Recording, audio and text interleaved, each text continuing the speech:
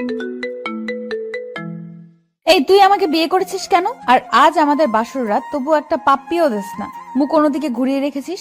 কোথায় ভেবেছিলাম বর এই করবে সেই করবে, শাকচুন্নি বান্ধবীদের কথার সাথে কোনো মিল দেখতে পাচ্ছি না। এদিকে হঠাৎ আমি বাসরাতে নতুন বউয়ের মুখে তুই নামক ডাকটা শুনে খানিকটা অবাক হলাম। কি হলো, কিছু বলছিস না কেন? বিয়ে কেন করেছিস? কিছু করবি না? না করলে ফল কাটার ছুরি গলায় চালিয়ে দেবো। এই এই তুই ভয় পাচ্ছিস কেন? ছুরি তো চালাবো আমার গলায়, আর ফাঁসি হবে তোর। সরি, ঠিক করে বলে ফেললাম। আচ্ছা বাদ দেন ওইসব, তাকান আমার দিকে। আমার বুকের বাম পাশটা একটা তিল আছে। বুকের বাম পাশে তিল থাকলে নাকি বড় অনেক রোমান্টিক হয়। ইচ্ছি বউয়ের মুখে এসব কথা শুনে আমি বিস্ময়ের দৃষ্টিতে তাকিয়ে বলতে লাগলাম, মানে কি বলছেন এইসব? এইসব কি বলতে হয়? চুপচাপ ঘুমান, নইলে নিচে শুতে হবে। বয়স 15 হবে কিনা সন্দেহ আছে। কথা বলে কি এক একটা। হায় আল্লাহ, কি বলেন আপনি না আমার স্বামী? ভাবি বলেছে স্বামীর কাছে সব বলতে হয়। আচ্ছা আরো কোথায় কোথায় আছে বলবো কি? জানেন আমার না নাভির কাছে। আল্লাহ আমাকে বাঁচাও, মেয়েটা তো দেখছি আমায় পাগল বানিয়ে ছাড়বে। এই পিচ্চি, চুপ করবে তুমি? শুনেছি বাসর ঘরে নাকি এই হয় সেই হয় স্বামী স্ত্রীর মাঝে। আপনি তো দেখছি কিছুই করছেন না, একটা কিস তো করতে পারেন। ছাই রোমান্টিক আপনি। আচ্ছা জড়িয়ে তো নিতে পারেন, তা না করে মাঝখানে কোলবালিশ দিয়ে রাখছেন কার কাছে শুনেছ? কেন? ভাবির কাছে। আর কি শুনেছ? ভাবি বলেছে স্বামী যেমন যেমন করতে বলে তেমনি করতে। ও আচ্ছা, খুব ভালো তোমার ভাবিটা। এখন তুমি ঘুমিয়ে যাও। তোমার ভাবি বলেছে না স্বামী যা বলেছে তাই করতে, সো তাড়াতাড়ি ঘুমিয়ে যাও। তাহলে ঘুমাবো? বাসর রাতে নাকি ঘুমায় না? তুমি কি আমাকে ঢপ দিচ্ছ? আচ্ছা কোলবালিশটা সরাও, মাঝখানে ইন্ডিয়া পাকিস্তান করে রাখছে। এই পিচ্চি, চুপ করবে? আমার জীবনটা নরক বানাতে এসেছে। ঘুমাও বলছি। বাসর রাতে কত কি করে শুনেছি, স্বামী স্ত্রী, আর আমাকে ঘুমাতে বলছো? আচ্ছা একটা আইডিয়া শুনবেন আপনি? আবার আইডিয়া? আচ্ছা বলো, কি বলবে? বাসর রাতে কি কি করে আপনি বলেন, আমি সব করব। আইডিয়াটা চমৎকার না? এই কতবার বলবো আমি তোকে স্ত্রী হিসেবে মানি না? তারপরও এত প্যাস প্যাস করস কেন? আপনি না মানলে কি হবে? আমি আপনাকে মনে প্রাণে স্বামী হিসেবে মানি। বাঙালি মেয়েদের একবারই বিয়ে হয়। যখনই আল্লাহ তাআলার কালাম পড়ে 3বার কবুল বলেছি, তখন থেকে আপনাকে স্বামী হিসেবে গ্রহণ করেছি। শুধু ইহকালে নয়, পরকালেও আপনাকে স্বামী হিসেবে আল্লাহর কাছে চাইবো। আচ্ছা এখন তুমি ঘুমাবে নাকি নিচে নামিয়ে দিব? যত সব, জীবনটাই শেষ করে দিয়েছে। বিয়ে নিয়ে কত স্বপ্ন ছিল আমার, ছিল বাসরাত নিয়ে কত পরিকল্পনা, কিন্তু কপালে যে বাচ্চা মেয়েটাকে বিয়ে করতে হবে তা কখনো জানতাম না। আচ্ছা একটা পাপ্পি দেই আপনাকে। এই বলে মেয়েটি আমার মুখের কাছে মুখ নিয়ে ঠোঁটের সাথে ঠোঁট মিলিয়ে দিল, আর সাথে সাথেই আমার চোখ জোড়া বন্ধ হয়ে গেল। পিচ্চির নাকের গরম শ্বাস জানান দিচ্ছে পিচ্চিটা কতটা কাছে চলে এসেছে আমার। তখন আমি ধাক্কা দিয়ে সরিয়ে ঠাস ঠাস করে চর বসিয়ে দিলাম। এই মেয়ে বাসরাতে শখ জাগছে, নাকে টিপ দিলে দুধ বের হয়ে আসবে, আর সে কিনা বাসরাত নিয়ে লাফালাফি। যত সব, হিটলারটা আমার জীবনটা এভাবে নষ্ট করে দিবে কখনো ভাবিনি। আপনি ভুল বলছেন। নাকে চাপ দিলে দুধ বের হয় না নাকি? টিপ দিলে বলবো পচা বের হয়, দুধ তো বের হয়। আল্লাহ কই রাখছো আমায়? এই ডেভিল মেয়ে, চুপ করবি? পিচ্ছি হয়ে এত কথা বলতে হয় না। সত্যি বললে ডেভিল হয়ে যায়। আর আমি পিচ্ছি না, আমার বয়স 14 বছর 3 মাস 17 দিন। নাক টানতে টানতে বলল মেয়েটা। তারপর আমি মনে মনে ভাবছি মেয়েটাকে মারা ঠিক হয়নি, কিন্তু কি করব, পিচ্ছি মেয়েটার জন্য হিটলারটা আমার ভবিষ্যৎটাই নষ্ট করে দিল। আচ্ছা আপনি ঘুমান। আর হাতে ব্যথা পেয়েছেন কি? কথাটা শুনে নিজের অজান্তেই খারাপ লাগলো। পিচিটার দিকে তাকাতেই মনে হচ্ছে একটা পূর্ণিমার চাঁদ। এত সুন্দর কোনো মেয়ে হতে পারে? মুখ দিয়ে রংধনুর আভা বের হচ্ছে। এ কি? পিচিটার ঠোঁট কেটে রক্ত বের হচ্ছে। থাপ্পড়টা জোরেই লাগছে। আচ্ছা তোমার নাম কি? আমাকে বিয়ে করার সময় নাম শোনেননি? তোমাকে বিয়ে করার কোনো ইচ্ছেই ছিল না, আমার হিটলারটার জন্য বিয়ে করেছি। এখন নাম কি বলবে? এখন বলে লাভ নেই, বিয়ে করে ফেলেছেন। শোনেন, আমার নাম কারিমা জাহান মীরা। আচ্ছা মীরা, সরি, তোমার লাগেনি তো? এই যে নাও, টিস্যু দিয়ে রক্তটা মুছে নাও। আপনি না বলেছেন আপনি আমাকে স্ত্রী হিসেবে মানেন না? না মানলে আমার জন্য কষ্ট পেতেন না? ওই চুপ করবি? তোকে স্ত্রী হিসেবে কোনোদিন মানি না, আর মানবো না। কাউকে টিস্যু দেওয়া মানে তাকে বউ হিসেবে মেনে নেওয়া না। এই বলে বালিশটা নিয়ে চলে গেলাম সোফাতে। আর একটু থাকলে আমি পাগল হয়ে যাব। কই যাচ্ছেন আপনি? জাহান্নামে যাচ্ছি। চুপচাপ এখানে শুয়ে থাকবি, নইলে তোকে ফ্লোরে শুয়ে থাকতে দিব। আচ্ছা ঠিক আছে। তারপর বাতিটা অফ করে শুয়ে শুয়ে ভাবছি, হিটলার আমার জীবনটাকে এভাবে নষ্ট করে দিবে। তোবা শুনলে বাসায় এসে আমাকে খুন করবে। নইলে সে নিজে গাড়ির নিচে পড়ে মরবে। বারবার তোবার কথা মনে পড়ছে। দুজন দুজনকে নিয়ে কত স্বপ্ন দেখেছি, আর মাঝখানে হিটলারটা পিচ্চি মেয়েটাকে বিয়ে করিয়ে দিল। ও আচ্ছা, আপনাদের তো পরিচয়টা দেওয়া হয়নি।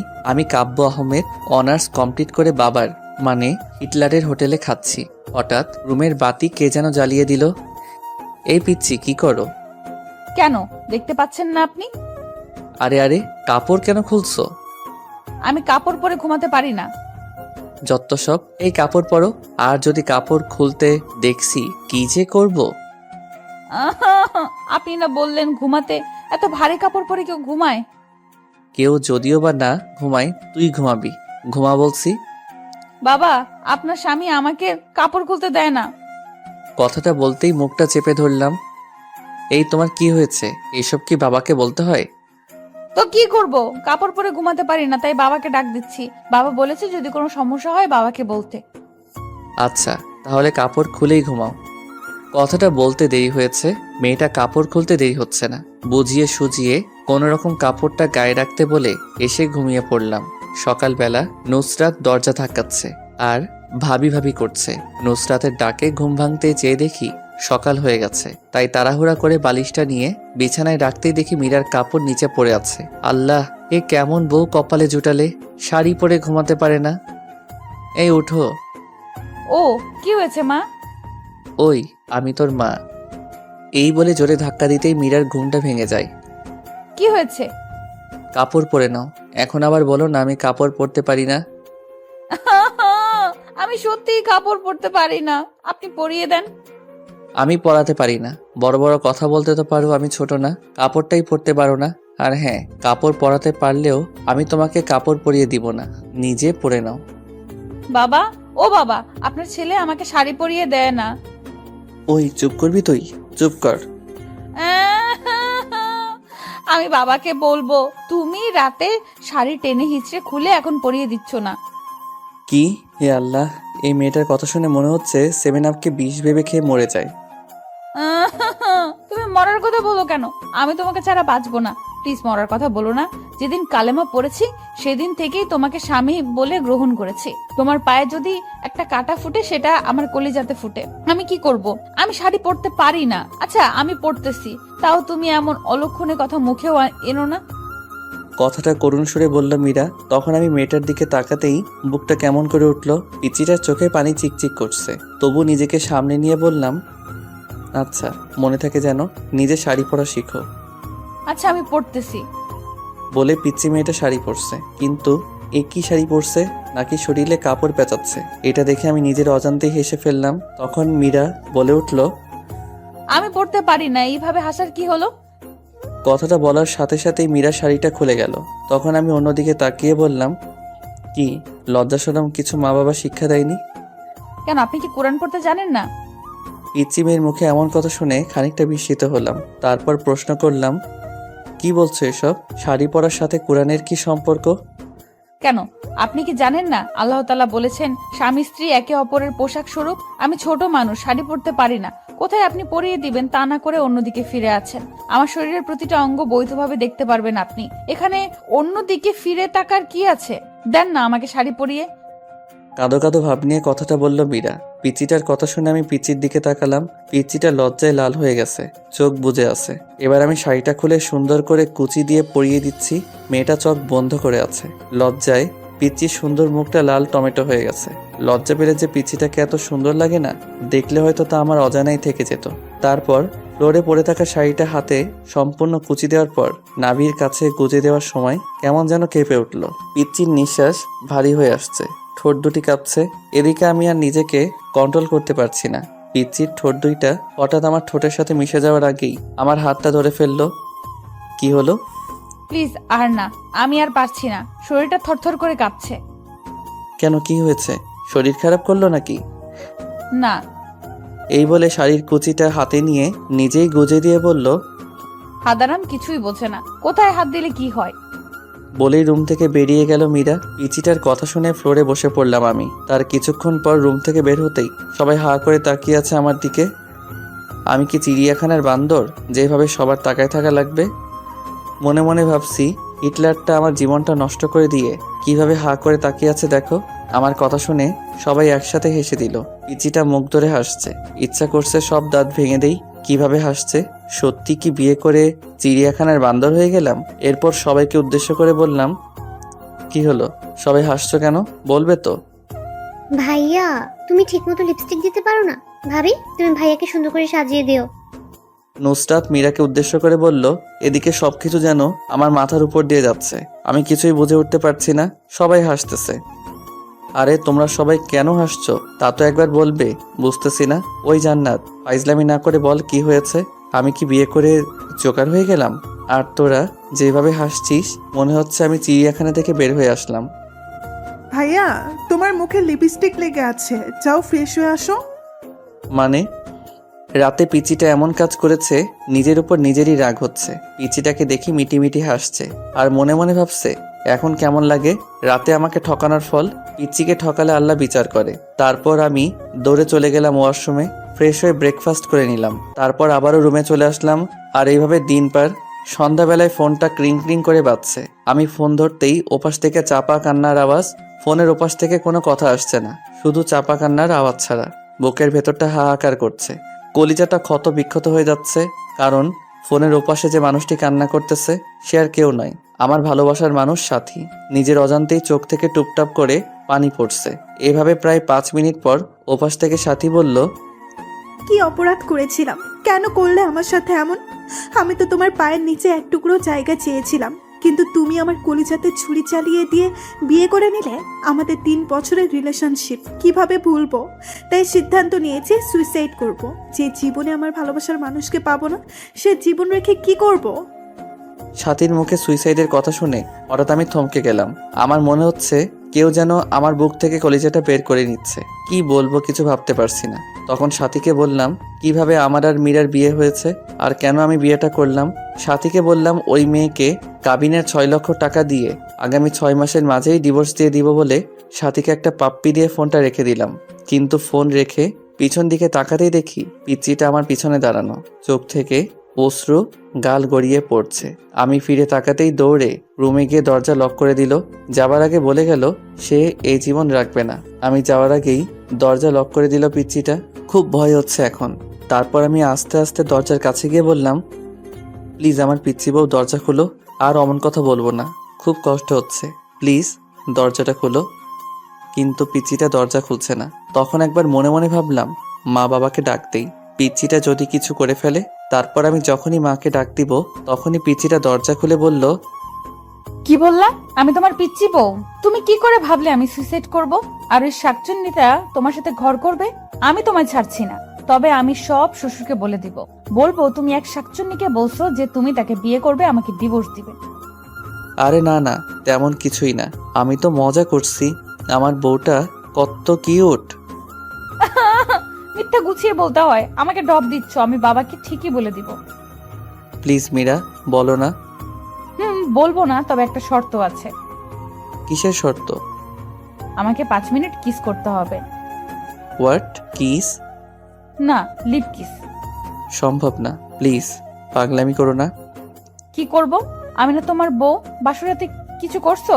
না বিড়াল মারছো নাকি অন্য কিছু? একটা বিড়াল ধরে মারলে কি এমন ক্ষতি হতো? ভাবি তো বলে দিল ঠিক মতো বিড়াল মারতে। এখন আবার লিপ কিসও করতে চাচ্ছ না। আমি ছোট বলে ঠকাচ্ছ? আমি বাবাকে সব বলে দিব। বলবো যে তুমি... আচ্ছা এক্ষুনি বলছি। বাবা, ও বাবা। কথাটা বলার আগেই শত অনিচ্ছা থাকা সত্ত্বেও নিজেকে বাঁচাতে পিচ্চিটার ঠোঁটের সাথে ঠোঁট মিলিয়ে দিলাম। দেখলাম পিচ্চির চোখ জোড়া বন্ধ হয়ে আছে। পিচ্চিটা শক্ত করে জড়িয়ে ধরে আছে আমায়। আমি ছাড়াতে চেয়েও ছাড়াতে পারছি না। তখন হঠাৎ দরজার বাইরে থেকে জান্নাত ডাকছে। জান্নাত। দরজা ধাক্কা মেরে খোলার সাথে সাথেই আমি মীরাকে নিজের কাছ থেকে ছাড়িয়ে নিলাম। তারপর জান্নাত এসে বলল যে বাবা আমাকে আজ অফিস যেতে বলছে। তারপর জান্নাতকে আমি বললাম বাবাকে বলো আমি অফিস যাচ্ছি। তারপর রেডি হয়ে বাসা থেকে বের হয়েই স্বস্তির নিঃশ্বাস নিলাম। পিচিটার হাত থেকে বাঁচলাম। তখন গাড়িতে থাকা অবস্থায় একটা মেসেজ আসলো। মেসেজে লেখা, ইমোতে আসো। ইমোতে গিয়ে দেখি সাথী হাত কেটে পিক দিয়েছি। সাথে সাথেই ফোন দিলাম। কতক্ষণ রিং হওয়ার পর ফোন ধরলো সাথী। এই পাগলি, এমনটা কেউ করে? আমি কাকে নিয়ে বাঁচবো? আমি যে তোমাকে ছাড়া বাঁচবো না। কি করব? তোমার বউ হয়ে তোমার বাড়িতে আমার যাওয়ার কথা ছিল। নিজের ভালোবাসার মানুষ অন্যের বুকে, যাকে নিজের থেকে বেশি ভালোবাসলাম, আর সে আমার না। কেন যে আল্লাহ তাআলা আমাকে এসব দেখার জন্য বাঁচিয়ে রেখেছে। আমি সত্যি বাঁচতে চাই না কাব্য। যে জীবনে তোমাকে পাবো না, সে জীবন রেখে লাভ কি বলো? প্লিজ সাথী, থামবে তুমি? আমার যে আর সহ্য হচ্ছে না। তুমি আজ বিকেলে প্লিজ আমার সাথে পার্কে দেখা করো। আচ্ছা, 4টায় দেখা করব।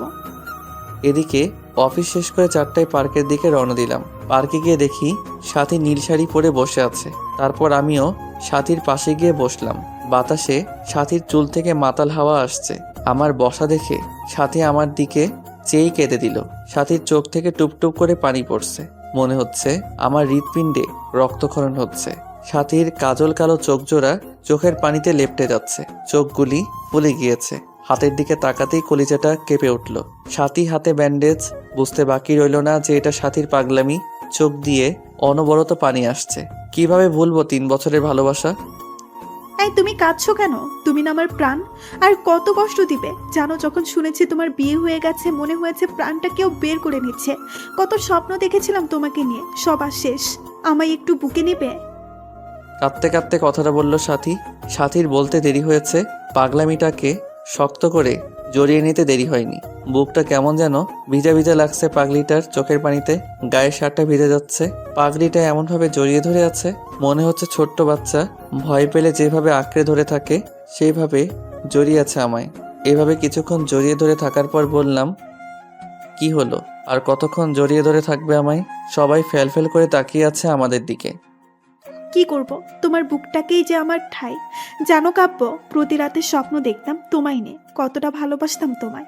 কিন্তু আজ তুমি অনেক কাছে থেকে অনেক দূরে। কাব্য, আমার কপালে একটা চুমু দিবে? খুব কাছে পেতে ইচ্ছে করছে তোমায়, দাও না প্লিজ। তারপর আমি পাগলিটাকে আবারও বুকে টেনে নিয়ে কপালে আলতো করে ভালোবাসার স্পর্শ এঁকে দিলাম। আচ্ছা কাব্য, তুমি না বলেছ ওই মেয়েকে ডিভোর্স দিবে? হ্যাঁ। তাহলে আমার মাথা শুয়ে কসম করো ওকে ডিভোর্স দিবে। যদি ডিভোর্স না দাও তাহলে আমার মরা মুখ দেখবে। হঠাৎ সাথীর কথাটা যেন আমার কলিজাতে গিয়ে বিঁধল। নিজের অজান্তেই সাথীর মাথায় হাত রেখে ওয়াদা করলাম মীরাকে ডিভোর্স দিব। কথাটা বলার সময় পিচ্চির মুখটা বারবার চোখের সামনে ভেসে উঠছিল। এদিকে সাথীকে ওর বাসায় পৌঁছে দিয়ে ফোনটা বের করে দেখি 73টা মিসড কল। ফোন সাইলেন্ট ছিল, তাই বুঝতে পারিনি। তারপর সন্ধ্যায় বাসায় এসে দেখি মীরা কোথাও নেই। তখন মা বলল ফ্রেশ হয়ে আসতে। তারপর আমি ফ্রেশ হওয়ার জন্য যখনই বাথরুমের দরজা ধাক্কা দিয়েছি তখনই এক চিৎকার। ওমাগো ভূত! মীরার চিৎকারে আমি মীরার দিকে তাকাতেই দেখি পিচ্চিটা শাওয়ার নিচ্ছে, শরীরে কাপড় নেই। এক দৌড়ে বাথরুম থেকে বের হয়ে সোজা রুমে গিয়ে বসে আছি। কিছুক্ষণ পর দেখি পিচ্চিটা ভেজা চুলে আয়নার সামনে গিয়ে বসলো। শাড়িটা কোনো রকম শরীরে পেঁচিয়েছে। আমার শরীরটা রাগে ফাটতেছে। বাথরুমের ঘটনার কথা মনে করে তাই গিয়ে জিজ্ঞেস করলাম, ওই পিচ্চি মেয়ে, বাথরুমে শাওয়ার নিলে দরজা লক করে নিতে হয় না? নিতে হয় তো। আমি তো জান্নাতকে বলেই দিয়েছি আমি দরজা বন্ধ করে শাওয়ার নিতে পারি না, ভয় হয় আমার। আর ওকে পাহারা দিতে বলেছি যেন কেউ না আসে। তখন আমি মনে মনে বলছি, এই জন্যই তো ডেভিল বোনটা ওয়াশরুমে যেতেই দেখে মুচকি মুচকি হাসলো। এদিকে পিচিটার দিকে চেয়ে দেখি পিচিটা চোখে কাজল দিতে গিয়ে চোখের নিচে লেপ্টে ফেলেছে। যতটা না রাগ হচ্ছে তার চেয়ে বেশি হাসি পাচ্ছে। এই গোমরা মুখো, হাসো কেন? আমি কি করব? কখনো কোনোদিন সাজিনি, কিন্তু তুমি আমাকে আদর করো না, ভালোবাসো না, তাই আমার লক্ষ্মী ননদিনীটা আমাকে এইভাবে সাজতে বলেছে। কিন্তু আমি তো কাজল দিতে পারি না। দিয়ে দাও না, সেদিনের মতো শাড়ি পরিয়ে দাও না প্লিজ। পিচিটার কথা শুনে আমার খুব রাগ হচ্ছে। বাবা যে কি দেখে পিচিটাকে আমার ঘাড়ে চাপিয়েছে। এই পিচ্ছি, আরেকবার শাড়ি এবং কাজল দিয়ে দেওয়ার কথা বললে ঘর থেকে বের করে দিব। পিচ্ছিটা কথাটা শুনে সাথে সাথে কান্না করে দিল আর হেসকি দিতে দিতে বলল, আমাকে তাড়িয়ে দিও না। তুমি তাড়িয়ে দিলে আমি কোথায় যাব? আমার যে কেউ নেই তুমি ছাড়া। তখন আমি কোনো জবাব না দিয়ে রুম থেকে বের হয়ে গেলাম। মা খাবার বেড়ে দিলে যখনই খাবার মুখে দিব তখনই বলল, কাব্য বাবা, মীরা মাটা খায়নি। মীরা বলছিল তুই আসলে খাবে। জানিস বাবা, ছোট মেয়ে তো, সারাদিন এত করে বলার পরেও কিচ্ছু খায়নি। মেয়েটার মুখের দিকে তাকানো যায় না। ওকে নিয়ে একসাথে খা। মার কথা শুনে নিজের অজান্তেই মনটা খারাপ হয়ে গেল পিচ্চি মেয়ের পাগলামি দেখে। আচ্ছা মা, তুমি বসো, আমি মীরাকে নিয়ে আসছি। এই বলে রুমে গিয়ে দেখি পিচ্চিটা ড্রেসিং টেবিলের সামনে বসে এখনো কাঁদছে। এই মীরা, তুমি খাওনি কেন? স্বামীকে ছাড়া কোনো স্ত্রী খায়? আচ্ছা চলো একসাথে খাবো। আর হ্যাঁ, আজকের পর খাবার সময় হলে খেয়ে নিবে, আমার জন্য অপেক্ষা করতে হবে না। না, আমি খাবো না। তুমি একটা পচা, আমাকে আদর করো না। খেতে পারি, তার আগে আমার চোখে কাজল দিয়ে দিবে, কালকের মতো শাড়ি পরিয়ে দিবে। জানো, তোমার স্পর্শ আমার অঙ্গ জুড়ে থাকে। তুমি বোঝো না তোমার স্পর্শে আমি কতটা শিহরিত। তারপর নিজের অনিচ্ছা সত্ত্বেও পিচিটার চোখে কাজল এবং শাড়ি পরিয়ে দিলাম। রাতে একসাথে খেয়ে একটা বালিশ আর চাদর নিয়ে আমি ফ্লোরে শুয়ে পড়লাম, পিচিটাকে খাটে শুতে দিয়ে। এদিকে পিচিটা খাটে শুয়ে থাকার জন্য বললেও ধমক দিতেই আর কিছু বলেনি। এদিকে রাতে ঘুমিয়ে গেছি, হঠাৎ বুকটা ভারী ভারী লাগছে। চোখ খুলতেই ভূত দেখার মতো ভয় পেলাম, কারণ মীরা আমার বুকে শুয়ে আছে। চাঁদের আলো জানালার কাজ ভেদ করে পিচিটার মুখে এসে পড়ছে। এত মায়াবতী লাগে, কোনো মেয়েকে চাঁদের আলোয় না দেখলে হয়তো আমার অজানাই থেকে যেত। তখন হঠাৎ সাথীর কথা মনে হতেই পিচিটাকে বুক থেকে সরিয়ে দেওয়ার জন্য ধাক্কা দিতেই আরো শক্ত করে জড়িয়ে ধরলো। এই কি করছো, ওঠো বলছি। কিন্তু মীরা ঘুমের মাঝেও চোখ খুলতে খুলতে বলল, আমার স্বামীকে জড়িয়ে ধরে আছি, এতে খারাপের কি? আমার অধিকার আমি আদায় করে নিব। তখন আমি মীরাকে বুক থেকে ছাড়িয়ে কষে একটা থাপ্পড় দিয়ে বলতে লাগলাম, তোকে বলেছি না আমাকে স্বামী না ভাবতে, কেন জড়িয়ে ধরে থাকিস? আমি বলছি না তোকে ডিভোর্স দিয়ে দিব? কথাটা বলতে খাটে চলে গেল মীরা। আমি আবার গভীর ঘুমে হারিয়ে গেলাম। এদিকে ঘড়ির কাঁটা 1টা বাজতেই মীরা ঘুম থেকে ওঠে, সুন্দরভাবে অজু করে 2 রাকাত নামাজ শেষ করে মোনাজাত ধরে বলতে লাগলো, হে পরওয়ারদিগার, আমার আল্লাহ, তুমি তো সর্বশক্তিমান। তোমার হুকুম ছাড়া গাছের একটা পাতাও নড়ে না। তুমি ছাড়া তো আমার কষ্ট বোঝার মতো কেউ নেই। এই মধ্যরাতে পৃথিবীর সবাই যখন গভীর ঘুমে, তখন তোমার অভাগী বান্দিটা তোমার দরবারে 2টি হাত তুলে ধরেছে। তুমি কি দেখো না আল্লাহ, আমি আমার স্বামীকে কতটা ভালোবাসি? আমার বুক থেকে আমার স্বামীকে তুমি কেড়ে নিও না। তোমার পবিত্র কালেমা পড়ে বিবাহ নামক পবিত্র বন্ধনে আবদ্ধ হয়েছি, এই বাঁধন ছিন্ন করো না। বাঁচবো না আল্লাহ। ও আল্লাহ, আমার স্বামীর পায়ের নিচের জায়গাটুকু আমাকে ভিক্ষা দাও। কথাটা বলে ফুপিয়ে ফুপিয়ে কাঁদতে লাগলো মীরা। পরের দিন সকালে মায়ের ডাকে ঘুম ভাঙলো। বাবা আজকে অফিসে যেতে না বলে মীরাকে কলেজে ভর্তি করিয়ে দিতে বলল। আমি বাবার কথাই না করতে পারি না, তাই অনিচ্ছা থাকা সত্ত্বেও ডিস্টার্বকে নিয়ে বাইকে করে রওনা দিলাম। তারপর কলেজের গেটে বাইক দাঁড় করানোর সাথে সাথেই যা দেখলাম তা দেখার জন্য আমি একেবারেই প্রস্তুত ছিলাম না। কিন্তু এখন আমি কি করব ভেবে পাচ্ছি না কিছু। সাথী কেমন করে যেন তাকিয়ে আছে আমার দিকে, মনে হচ্ছে এখনই বৃষ্টি নামবে। তারপরেও আমি সাথীকে না দেখার ভান করে মীরাকে নিয়ে কলেজের ভিতরে ঢুকে পড়লাম এবং মীরাকে কলেজে ভর্তি করে দিয়ে যখনই কলেজ গেট পার হয়েছি, তখনই দেখি কলেজের পাশে রেল লাইনে একটা মেয়ে দাঁড়িয়ে আছে। আর মিনিট 10 পর ট্রেন আসবে, বুঝতেছি না কি করব। বাইক নিয়ে একটু কাছে যেতেই বুকটা কেঁপে উঠল, কারণ এ আর কেউ না, সাথী রেল লাইনের মাঝখানে দাঁড়িয়ে আছে। ট্রেন আসার শব্দ হচ্ছে, মিনিট 5 মাঝে ট্রেন আসবে। এদিকে আমি সাথীকে ডাকছি, সাথী চোখ বন্ধ করে আছে। আমার বাইক রেল লাইনের সাইডে পাথরের সাথে ধাক্কা লেগে হঠাৎ নিয়ন্ত্রণ হারিয়ে পড়ে যায় আর বাইক পড়ে আমার গায়ের উপর। আমি খুব করে চেষ্টা করছি আমার উপর থেকে বাইক সরাতে, কিন্তু পারছি না। এদিকে দেখা যাচ্ছে ট্রেন প্রায় কাছে এসে পড়েছে। বুকের হার্টবিট বেড়ে যাচ্ছে। সাথীকে গলা চেঁচিয়ে ডাকছি, তারপরও সাথী শুনছে না। না, এই দৃশ্য আমি সহ্য করতে পারবো না। মনে মনে আল্লাহ তাআলার কাছে সাহায্য চাচ্ছি। চোখ দিয়ে নীরবে অশ্রু ঝরছে, হাঁটু কেটে রক্ত বের হচ্ছে, বুকটা ফেটে যাচ্ছে। পাগলের মতো আল্লাহকে ডাকছি আর বাইক সরাতে চেষ্টা করছি। মনে মনে বলছি, হে আল্লাহ, আমাকে শক্তি দাও বাইক সরানোর। আমার হৃদয়টা রেল লাইনের মাঝে, হে পরম করুণাময়, রহম করো তোমার বান্দাকে বলেই বাইক সরানোর জন্য চেষ্টা করছি। তারপর আল্লাহর নাম নিয়ে বাইকে জোরে একটা ধাক্কা দিতেই বাইকটা সরে যায় আমার উপর থেকে। এদিকে ট্রেন প্রায় সাথীর কাছে এসে পড়েছে। আমি তখন দৌড়ে গিয়ে সাথীকে রাস্তা থেকে সরিয়ে তাড়াতাড়ি করে বুকে জড়িয়ে নিলাম। সাথী কাঁদছে, এদিকে এখন আমার হাঁটু থেকে রক্ত বের হচ্ছে। সাথী কান্না করে করে আমার শার্ট ভিজিয়ে দিচ্ছে। তারপর সাথীকে বুক থেকে ছাড়িয়ে কষে একটা থাপ্পড় দিয়ে বললাম, এই পাগলি, কেন এমন পাগলামি করছো? জানো না তোমাকে ছাড়া আমি নিজেকে ভাবতে পারি না? কেন মরতে যাচ্ছিলে? আমি তো সেই কবেই মারা গিয়েছি যখনই শুনেছি আমার ভালোবাসার মানুষ অন্য মেয়েকে বিয়ে করেছে। আমার চোখ দিয়ে আষাঢ় শ্রাবণ ঝরনা ধারা নেমেছিল। বিরহের অনলে প্রতিনিয়ত পড়ছি আমি। আমার দেহটা ছাড়া আত্মাটা সেই কবেই মরে গেছে। জানো, আজ যখন তোমার বাইকের পেছনে ওই মেয়েটাকে দেখলাম, কলিজাটা ফেটে যাচ্ছিল আমার। মনে হচ্ছে দম বন্ধ হয়ে মারা যাব। কাব্য, আমি তোমার পাশে অন্য কাউকে সহ্য করতে পারি না। কি করব? তোমাকে অন্য একজন চড়িয়ে ধরে থাকবে, আর আমি এটা কিভাবে দেখব? তাই ট্রেনের নিচে পড়ে তুমিহীনা এই জীবন নিঃশেষ করতে চেয়েছিলাম। কেন বাঁচালে আমাকে? আমি যে তিলে তিলে শেষ হয়ে যাচ্ছি। বলতে পারো কেন এতটা ভালোবাসার পরেও তুমি আমার নও? কেন আজ তোমার বুকে অন্যজনের ঠাঁই? যে স্বপ্নগুলো তোমায় নিয়ে দেখতাম, সে স্বপ্নগুলো অন্য কেউ নিয়ে দেখে। প্লিজ তুমি আমাকে গলা টিপে হত্যা করো, নয়তোবা তোমার পায়ের নিচে আমাকে একটু জায়গা দাও। জানো কাব্য, তুমি বিয়ে করার পরে একটা রাতও আমি ঘুমাতে পারি না। প্রতি রাতে কেঁদে কেঁদে বালিশ ভিজিয়েছি। তোমায় বুকে একটু জায়গা দিবে? একটু জড়িয়ে নাও না প্লিজ। নাও না, নাও না প্লিজ কাব্য। কান্না করতে করতে কথাগুলো বলল সাথী। সাথীর মুখে এমন কথা শুনে বুকের বাঁ পাশটা চিনচিনে ব্যথা করছে। চোখ দিয়ে টুপটাপ করে পানি গাল বেয়ে গড়িয়ে পড়ছে। কিছু ভাবতে পারছি না। খুব ইচ্ছে করছে সাথীকে জড়িয়ে ধরে বলি, সাথী খুব ভালোবাসি তোমায়, নিজের থেকেও বেশি। মনে হচ্ছে কথাটা বললে বুকের ব্যথাটা কমবে। তাই সাথীকে হ্যাঁচকা টান দিয়ে শক্ত করে বুকে জড়িয়ে নিলাম। কপালে একটা চুমু দিয়ে বললাম, বড্ড ভালোবাসি, খুব বেশি ভালোবাসি তোমায়, হয়তো নিজের জীবনের চেয়ে বেশি। পাগড়িটা কেঁদে কেঁদে শার্ট ভিজিয়ে ফেলেছে। পাগড়িটা আর শক্ত করে জড়িয়ে আছে আমায়। এদিকে সাথীকে বললাম, খুব শীঘ্রই আমরা বিয়ে করছি, মীরাকে খুব তাড়াতাড়ি ডিভোর্স দিচ্ছি। সাথী ডিভোর্সের কথা শুনে আবারও আমাকে শক্ত করে জড়িয়ে ধরে কপালে চুমু দিয়ে চলে গেল। এদিকে ফোনের দিকে তাকিয়ে দেখি 2টা বেজে গেছে। তার মানে 30 মিনিট আগে কলেজ ছুটি হয়ে গেছে। তারপর তাড়াতাড়ি বাইক স্টার্ট দিয়ে কলেজের সামনে যেতেই অবাক হয়ে গেলাম, অনেকগুলো মেয়ে জমা হয়ে আছে। কাছে গিয়ে দেখি মীরা ছোট বাচ্চার মতো কাঁদছে, আর কয়েকটা মেয়ে বোঝাচ্ছে। আমি কাছে যেতেই মীরা দৌড়ে এসে জড়িয়ে ধরে কাঁদতে কাঁদতে বলল, আমি আর কলেজে আসবো না, তুমি আমায় ভালোবাসো না। কখন কলেজ ছুটি হয়েছে? ছেলেরা কিরকম ভাবে আমার দিকে তাকায়, আমার ভয় লাগে না? সবাইকে বলে দিছি আমার দিকে তাকালে চোখ তুলে ফেলবে আমার বর। ঠিক বলেছি তো?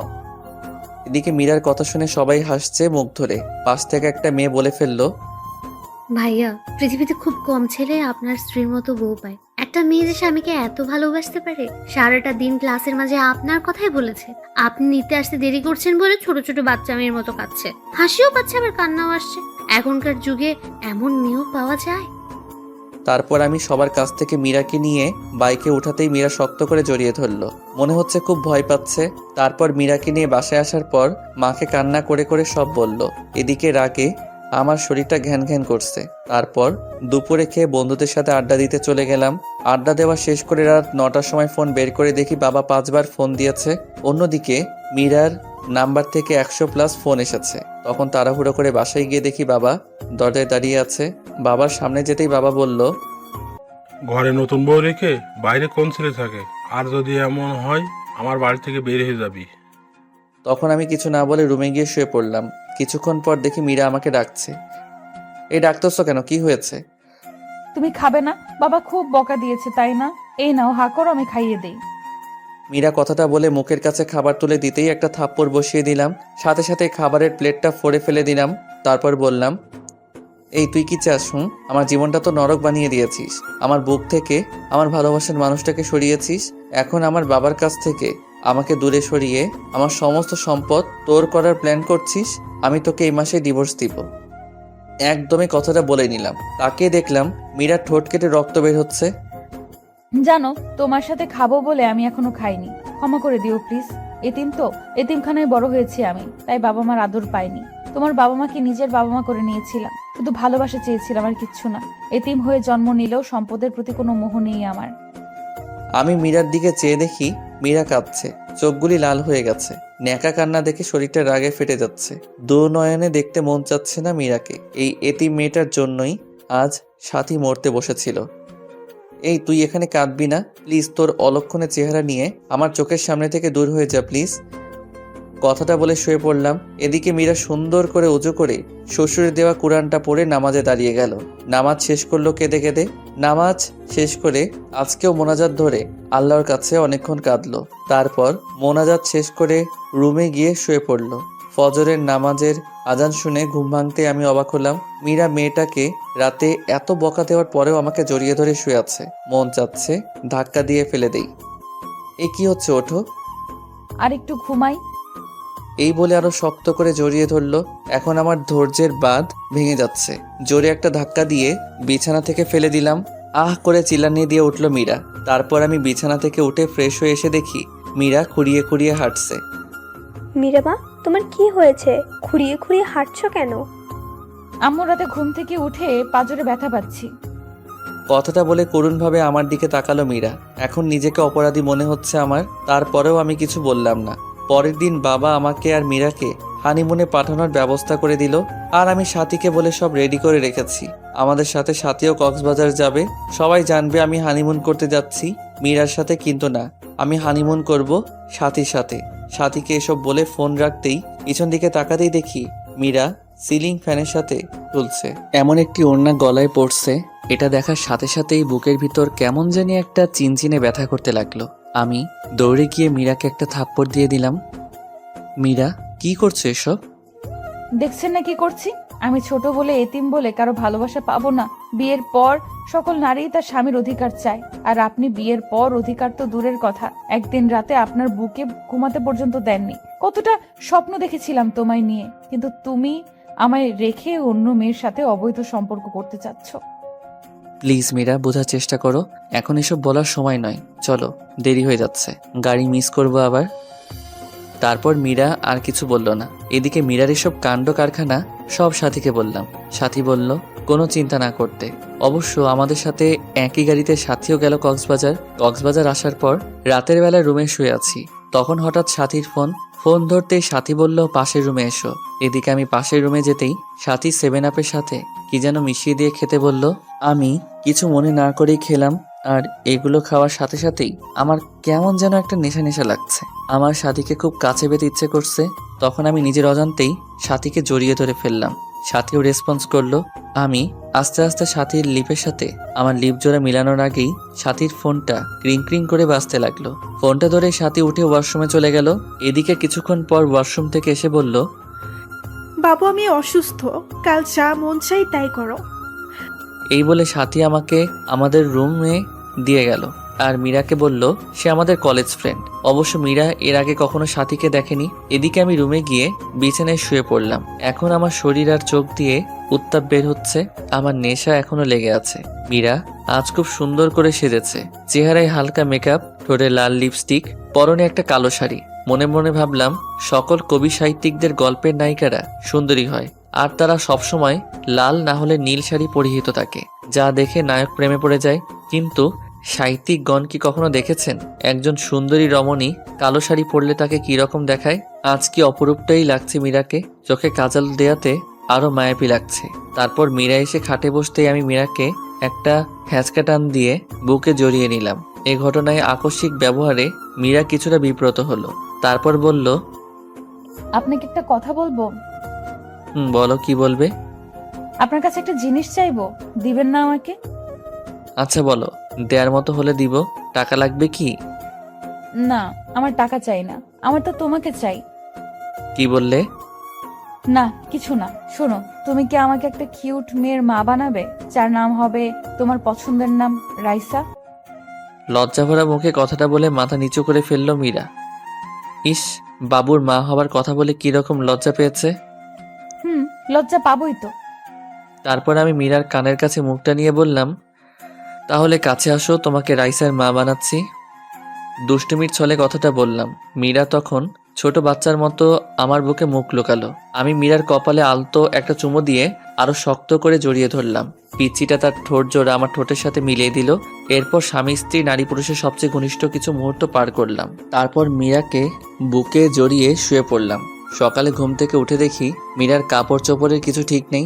আমার শরীরের বিভিন্ন জায়গায় লিপস্টিকের দাগ। পিচ্চিটা এখনো আমাকে শক্ত করে জড়িয়ে ধরে আছে। তখন আমার রাতের কথা মনে হতেই লাফ দিয়ে উঠলাম। কি করলাম আমি তো মীরাকে ডিভোর্স দিব, তবে কেনই বা তার সতীত্ব হরণ করলাম? মাথা কাজ করছে না আমার। মীরাকে আজ খুশি খুশি লাগছে। বিয়ের পর কখনো এতটা খুশি দেখিনি ওকে। আমি সকাল সকাল ফোন দিয়ে সাথীকে সবকিছু বললাম। সাথী আমার কথা শুনে তেলে বেগুনে ফুলে উঠল। সাথীকে বললাম, সবকিছু তোমার জন্যই হয়েছে। তুমি যদি গত রাতে সে মেডিসিন না খাওয়াতে, তাহলে এমনটি হতো না। আচ্ছা বাদ দাও, কোনো চিন্তা করো না, কাল তোমাকে একটা পিল দিব, সেটা খাইয়ে দিও, তাহলে আর কোনো চিন্তা করতে হবে না। সাথীর কথা শুনে আমি বেশ অবাক হলাম, কিন্তু আমি সাথীকে ভালোবাসি, কথাও দিয়েছি সাথীকেই বিয়ে করব। তাই আর কোনো কিছু চিন্তা না করে রাজি হয়ে গেলাম। পরের দিন রাতে একটা পিল নিয়ে মীরাকে বললাম, মীরা এটা খেয়ে নাও তো পিলটা।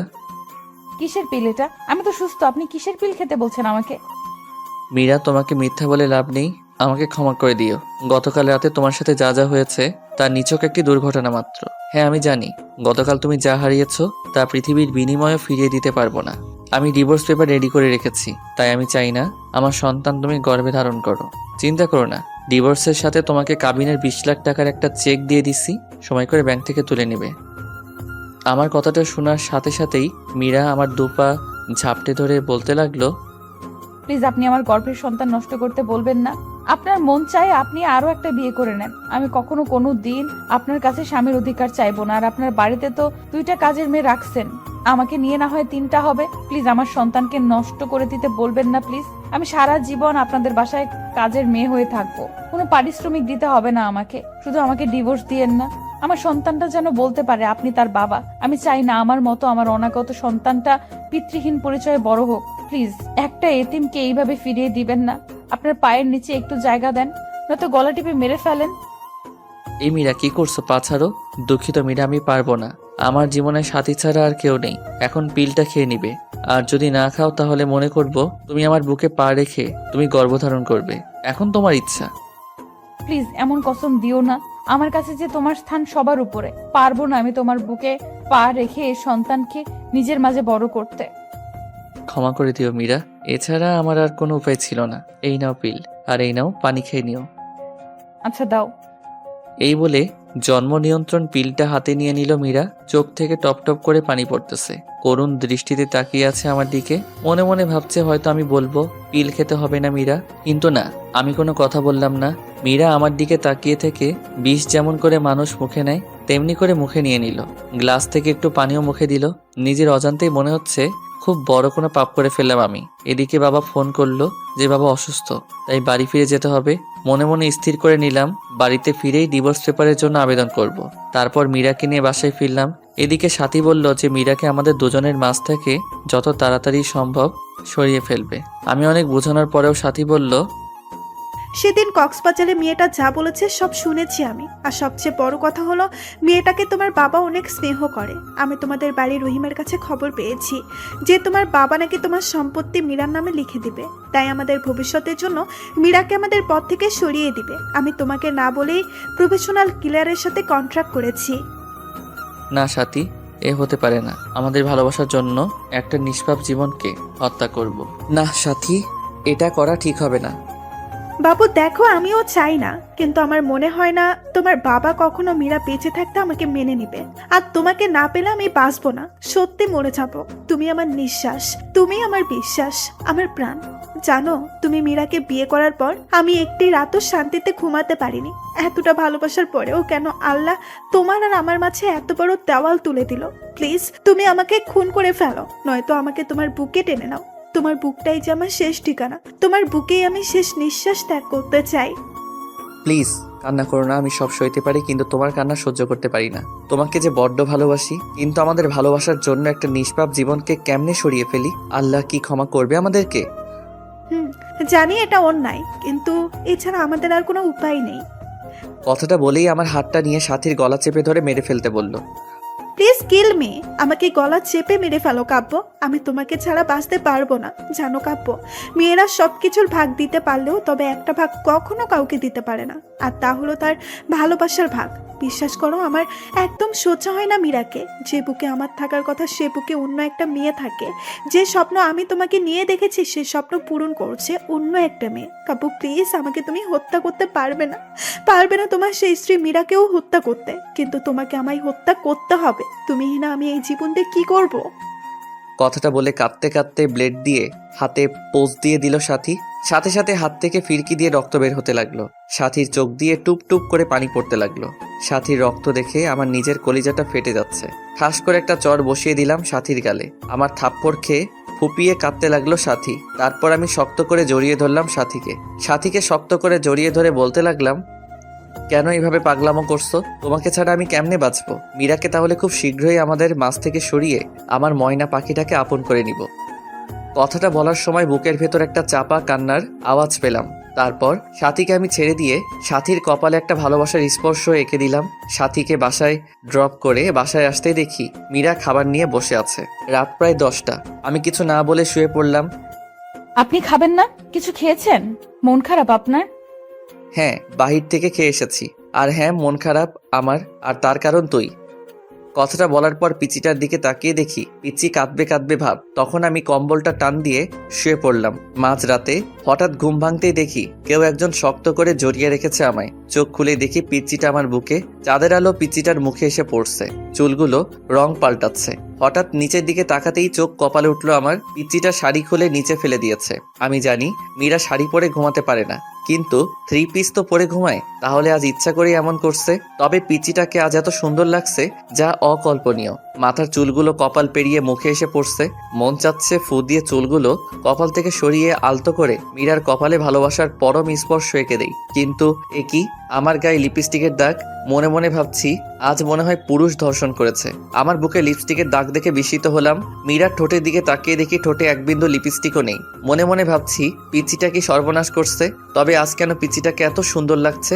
মন চাচ্ছে সারা জীবনের জন্য আপন করে নেই। হয়তো মীরার সৃষ্টি হয়েছে আমার জন্য, কিন্তু না, আমার বুকে সাথী ছাড়া কারো জায়গা নেই। আমার মন প্রাণ জোরে শুধুই সাথী। তাই মীরাকে কয়েকবার ডাক দিলাম, কিন্তু সে উঠলো না। তাই জোরে ধাক্কা দিতেই চোখ কসলিয়ে কসলিয়ে উঠলো। তখন আমি বললাম, কি ব্যাপার, আমার গায়ে লিপস্টিকের দাগ কেন? আর তুমি কেন আমার বিছানায় শুয়েছো? আমার না খুব ভয় করছিল, আর রাতে আমি কিছুই করিনি, সব আপনি করেছেন। আমি তো আপনার সাইডে ঘুমিয়েছিলাম, আপনি জোর করে বুকে টেনে নিয়েছেন আমাকে।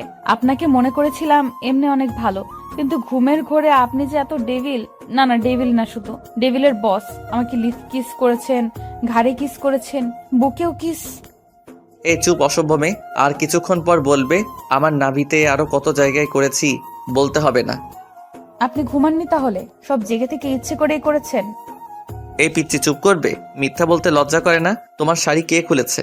শাড়ি কেন খাটের নিচে ফেলে রেখেছো? শাড়ি পরতে পারো না? বিয়ে বসেছো কেন? আমি না হয় শাড়ি পরতে পারি না, নিজে তো লুঙ্গিটাও পরতে পারো না, আবার অন্যকে শাড়ি পরার কথা বলে।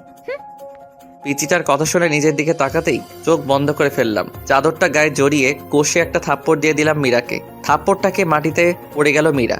আমার রাগ চরমে উঠে গেছে। রাগের মাথায় বলতে লাগলাম, এই তুই মরতে পারিস না? আমার জীবনটাকে তো নষ্ট করে দিয়েছিস। তোকে জন্ম দিয়ে তোর মা বাবাকে খেয়েছিস, এখন আমাকেও খাবি নাকি? আর তোকে না বলছি আমি তোকে ডিভোর্স দিয়ে দিব? তারপরও কেন আমার বিছানায় আসিস? আরেকদিন যদি আমার বিছানায় আসিস তাহলে প্রয়োজনে তোকে খুন করে তারপর জেলে যাব। দুঃখিত, আপনাকে আমি খুব কষ্ট দিয়েছি, তাই না? আপনার কোথাও লাগেনি তো? আপনার হাতে কি ব্যথা পেয়েছেন? জানেন আল্লাহ কেন যে আমাকে বাঁচিয়ে রেখেছে? ছোটবেলায় অনাথ আশ্রমে বড় হয়েছি, দেখিনি মায়ের মুখ কখনো। মার ডাকটাও কখনো ডাকতে পারিনি বাবার কাছে আবদারের সুরে কিছু চাইতে। কখনো বাবার কাঁধে চড়ে ঘুরতে পারিনি, পারবোই বা কিভাবে? বাবাকে তো কখনোই দেখিনি। আর এখন আসছি আপনাকে জ্বালাতে। জানেন আত্মহত্যা মহাপাপ, সেজন্যই হয়তো বেঁচে আছি। তা না হলে কখনোই আপনার পথের কাটা হতাম না। আপনার বাড়ির দাসী করে রেখে দিয়েন, পারিশ্রমিক হিসেবে সকাল বিকাল রাতে এভাবে থাপ্পড় দিয়েন, তবুও তো দাসী হয়ে আপনার হাতের স্পর্শটা পাবো। আর বিছানায় আসি, কি করব? ভয় পাই তো, তাই আপনার বুকটাকে নিরাপদ মনে করে শুয়েছিলাম। ক্ষমা করে দিবেন এই এতিমটাকে। নিচের দিকে তাকিয়ে কথাগুলো বলতেছিল, আর চোখ থেকে আষাঢ় শ্রাবণ ঝর্ণাধারায় মতো জল গড়িয়ে পড়ছে মীরার চোখ থেকে। পিচিটার কথা শুনে নিজের কাছেই খুব খারাপ লাগছে। এভাবে মারাটা ঠিক হয়নি। সবচেয়ে খারাপ লাগছে যখন দেখলাম পিচিটার ঠোঁট কেটে রক্ত পড়ছে। পরের দিন মা বাবা জান্নাতকে নিয়ে নানি বাড়ি চলে গেলে সাথীকে ফোন দিলে সাথী বাড়িতে চলে আসে। এদিকে সাথী আজ পিঙ্ক কালারের একটা শাড়ি পরেছে, হালকা লিপস্টিকের সাথে চুলগুলো ছেড়ে দিয়েছে। সাথী আসলেই সাথীকে নিয়ে বেডরুমে ঢুকে পড়ি। মীরা অবাক নয়নে তাকিয়ে আছে, চোখটা ছলছল করছে। মনে হচ্ছে কখন জানি বৃষ্টি নামবে। কি হলো, দরজায় দাঁড়িয়ে আছো কেন? আজ তুমি জান্নাতের রুমে থাকবে। আজ রাতে আমাদের এই রুমে আসবে না বিরক্তি করতে। আর হ্যাঁ, আমাদের দুজনের জন্য খাবার দিয়েছেও। আমার কথার উত্তরে মীরা আমার মুখের দিকে তাকিয়ে মাথা নাড়িয়ে হ্যাঁ সূচক জবাব দিল। তারপর মীরা চলে গেল। সাথী এসে আমাকে জড়িয়ে ধরে বলতে থাকে, কবে যে পাবো তোমায় সারা জীবনের জন্য? কবে তোমার বুকে মাথা রেখে ঘুমাবো? এদিকে হঠাৎ করে আমার হাতটা সাথীর স্পর্শকাতর জায়গায় চলে গেল। সাথীর নিঃশ্বাস ভারী হয়ে আসছে, ঠোঁট জোড়া আকর্ষণ করছে মিশে যাওয়ার। আমার ঠোঁট যখন সাথীর ঠোঁট জোড়াকে আবদ্ধ করে ফেলবে ঠিক তখনই মীরা খাবার নিয়ে রুমে ঢুকে পড়ে, কোনো প্রকার নক না করে। সাথে সাথে আমি সাথীকে ছেড়ে দেই। তারপর মীরার দিকে তাকিয়ে বুঝতে পারলাম মীরা কাঁদছে। মীরা হয়তো কখনো ভাবিনি আমি এতটা নিচে নেমে যাব, কিন্তু মীরা জানতো না আমার কলিজার টুকরা হচ্ছে সাথী। সাথী আমার জীবন মরণ, আমার ভালোবাসা সব সাথীর জন্য। তারপর মীরা খাবার রেখে চলে গেল। মীরার চোখ দিয়ে পানি পড়ছে, এটা স্পষ্ট দেখা গেল। তারপর সাথী আর আমি খাওয়া দাওয়া করে সাথীর সাথে গল্প করতে করতে কখন যে আমি তার সাথে ঘুমিয়ে গেলাম ঠিক খেয়াল নেই। অবশ্য রাত্রে আমি সাথীর সাথে ফিজিক্যালি রিলেশন করতে চাইলে ও সাথী বিয়ের পরের কথা বলে। তারপর আমরা দুজন মিলে সিদ্ধান্ত নিয়েছি 1 সপ্তাহ পর বিয়ে করব, তাই আর জোর করিনি। এদিকে মাঝরাতে কারো চাপা কান্নার আওয়াজে ঘুমটা ভেঙে যায়। চোখ খুলতেই দেখি সাথী আমার বুকে। সাথীকে বুক থেকে সরিয়ে কান্নার আওয়াজ কোথায় থেকে আসছে তা দেখার জন্য রুমের বাহিরে বের হতেই যা দেখলাম তা দেখার জন্য আমি একেবারেই প্রস্তুত ছিলাম না। আমি রুম থেকে বের হতেই দেখলাম পাশের রুমে মীরা জায়নামাজে বসে আছে। মীরাকে দেখে মনে হচ্ছে মোনাজাত ধরে আছে। মাঝে মাঝে ফুপিয়ে কান্নার আওয়াজ আসছে রুম থেকে। আমি আর একটু কাছে যেতেই শুনলাম মীরা মোনাজাতে বলছে, হে আল্লাহ, আমার পরম করুণাময় আল্লাহ, তোমার দরবারে 2টি হাত তুলে ধরেছি। আল্লাহ, শুনেছি মাঝরাতে নাকি তুমি প্রথম আসমানে এসে বান্দাদের ফরিয়াদ শুনো। আচ্ছা আল্লাহ, আমি এতিম বলি কি আমার ফরিয়াদ শুনবে না? জানো আল্লাহ, দুনিয়াতে মানুষ কষ্ট পেলে বাবা মাকে বলে, তুমি তো আমার বাবা মাকে উঠিয়ে নিয়েছো। তুমি ছাড়া যে আসমানের উপরের জমিনের নিচে আমার আর কেউ নেই। হে আল্লাহ, শুনতে পাচ্ছ কি আমার কথা? দুনিয়াতে সন্তান কান্না করে দিলে মা দৌড়ে আসে, সন্তানকে কোলে তুলে নিয়ে গালে মুখে চুমু দিয়ে বলে, কি হয়েছে আমার লক্ষ্মী সোনা, কাঁদে না। হে আল্লাহ, তুমি তো দুনিয়ার মায়েদের চেয়ে লাখো কোটি গুণ তোমার বান্দাদের বেশি ভালোবাসো। তুমি তো সব দেখো। হে মাবুদ, আমার স্বামী আজ অন্যের বুকে শুয়ে আছে, আমার কলিজাটা ফেটে যাচ্ছে। আল্লাহ, আমার মা বাবাকে তুমি তোমার কাছে নিয়ে নিলে, আমায় কেন রেখেছো? আমাকে কষ্ট দিতে তোমার যদি এতই ভালো লাগে তাহলে দাও আরো কষ্ট। আল্লাহ, আমি যা সইতে পারছি না, একজন পতিতা নারীও তার স্বামীর ভাগ অন্য কাউকে দিবে না। আর আমি এতটাই অভাগী, জন্ম নেওয়ার পর না পেলাম বাবা মার ভালোবাসা, না পেলাম স্বামীর ভালোবাসা। আজ আমার স্বামী আমাকে বের করে দিয়ে অন্য মেয়ের সাথে রাত্রি যাপন করছে। হে আল্লাহ, আর কত কাঁদবো? কত কাঁদলে তোমার রহমতের সাগরে টান লাগবে? আর কত অশ্রু বিসর্জন দিলে তোমার আরশ কুরসি কেঁপে উঠবে? কত কাঁদলে তোমার রহমান আর রহিম নামের দয়ার সাগরে টান লাগবে? তুমি না বলেছো এতিমদের অভিভাবক তুমি? তুমি না বলেছো যার কেউ নেই তার তুমি আছো? আল্লাহ, এতিম মানুষের চোখের পানি তোমার দেখতে কি খুব বেশি ভালো লাগে? আর যে আমি পারছি না, হে রহিম রহমান আমার আল্লাহ, আমার স্বামীকে আমার করে দাও। আমার স্বামীকে তোমার জান্নাতে নিয়ে একসাথে থাকতে চাই। ও আমার আল্লাহ, তোমার এতিম গুনাহগার বান্দি কাঁদে, তুমি দেখো না গো আল্লাহ, কষ্ট দিবে দাও, আরো দাও। আমার স্বামীকে আলাদা করে দিও না, আমার বেঁচে থাকার অবলম্বন কেড়ে নিও না। হে আল্লাহ, আমার স্বামী আমাকে এত মারে, এত কষ্ট দেয়। তুমি তো দেখেছো আমাকে 3বার থাপ্পড় দিয়েছে, 3বারই আমার ঠোঁট কেটে রক্ত বাহির হয়ে গিয়েছে। ও আমার আল্লাহ, তুমি আমার স্বামীর উপর গজব দিও না। আল্লাহ, আমি কিন্তু খুশি আছি, তবু তুমি রাগ করো না। আমাকে মেরেছে আল্লাহ, তোমায় কিন্তু মারেনি আল্লাহ। আমি কিন্তু খুশি আছি, তুমি রাগ করো না। আমার স্বামীকে তুমি হেদায়েত দাও আল্লাহ, তুমি আমার স্বামীকে হেদায়েত দাও, গজব দিও না। আমার স্বামীর বুকে শেষ নিঃশ্বাস ত্যাগ করার তৌফিক দান করো আল্লাহ। তোমার এতিম গুনাহগার বান্দির এই ফরিয়াদ রেখে তোমার দরবার থেকে হাত নামাচ্ছে আল্লাহ, আমিন। এদিকে দরজার উপাস থেকে মীরার মোনাজাত শুনে নিজের অজান্তেই চোখের পানি এসে গেল। পিছন দিকে তাকিয়ে দেখি সাথী দাঁড়িয়ে আছে। কাপু, তুমি এখানে?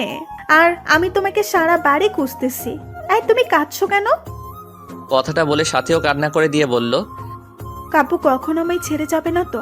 আমি ভয়ানক একটা স্বপ্ন দেখলাম তোমায় নিয়ে। তুমি যদি কখনো আমাকে ছেড়ে চলে যাও তাহলে ফল কাটা ছুরি নিয়ে বলছি, এটা আমি আমার গলায় চালিয়ে দিব। তুমি আমাকে ছেড়ে যাওয়ার আগে আমাকে খুন করে আমার লাশের উপর দিয়ে যাবে। এদিকে সাথী আমাকে জড়িয়ে ধরে কাঁদতে লাগলো। আমিও শত অনিচ্ছা সত্ত্বেও সাথীকে বাহুডোরে আবদ্ধ করে নিলাম। সাথী কান্না করতে করতে শার্ট ভিজিয়ে ফেলছে। তারপর সাথীকে ছাড়িয়ে বললাম, ভয় পেও না, তোমাকে ছেড়ে কোথাও যাব না। তাহলে আমার মাথা ছুঁয়ে প্রমিস করো আমাকে ছেড়ে যাবে না। সাথীর কথাটা শুনে আমার হাতটা কাঁপছে। আমার চোখে বরাবর পিচিটার মায়াবী চেহারাটা ভেসে উঠছে। চোখ দিয়ে নিজের অজান্তে পানি আসতে লাগলো। কি করব কিছু বুঝতে পারছি না। জীবনটা এমন কেন? জীবনে কখনো 1000 বছর বেঁচে থাকার ইচ্ছা জাগে, আবার কখনো এক মুহূর্তের জন্য নয়। ওই কাব্য, তুমি আমার মাথা ছুঁয়ে প্রমিস করবে না, কখনো আমায় ছেড়ে যাবে না। প্লিজ প্রমিস করো। তোমাকে হারালে সত্যি আমি যে বাঁচবো না, মরে যাবো সত্যি। প্লিজ প্রমিস করো, নয়তো ছুরিটা গলায় চালিয়ে দিব। প্লিজ এভাবে বলবে না। তুমি যে আমার ভালোবাসা, তুমি যে আমার জীবনের একটা অংশ। এই যে তোমার মাথা ছুঁয়ে প্রমিস করছি, জীবনে কখনো কোনোদিন তোমায় ছেড়ে যাব না। তুমি যে আমার ভালোবাসা, তুমি যে আমার জীবনের একটি অংশ। প্লিজ মরার কথা বলবে না আর। আমি কাকে নিয়ে বাঁচবো? আচ্ছা কাব্য, তোমাকে একটা কথা বলি, রাগ করবে না তো? কি বলবে বলো। আমায় একটা পাপ্পি দিবে? আচ্ছা, কাছে এসো।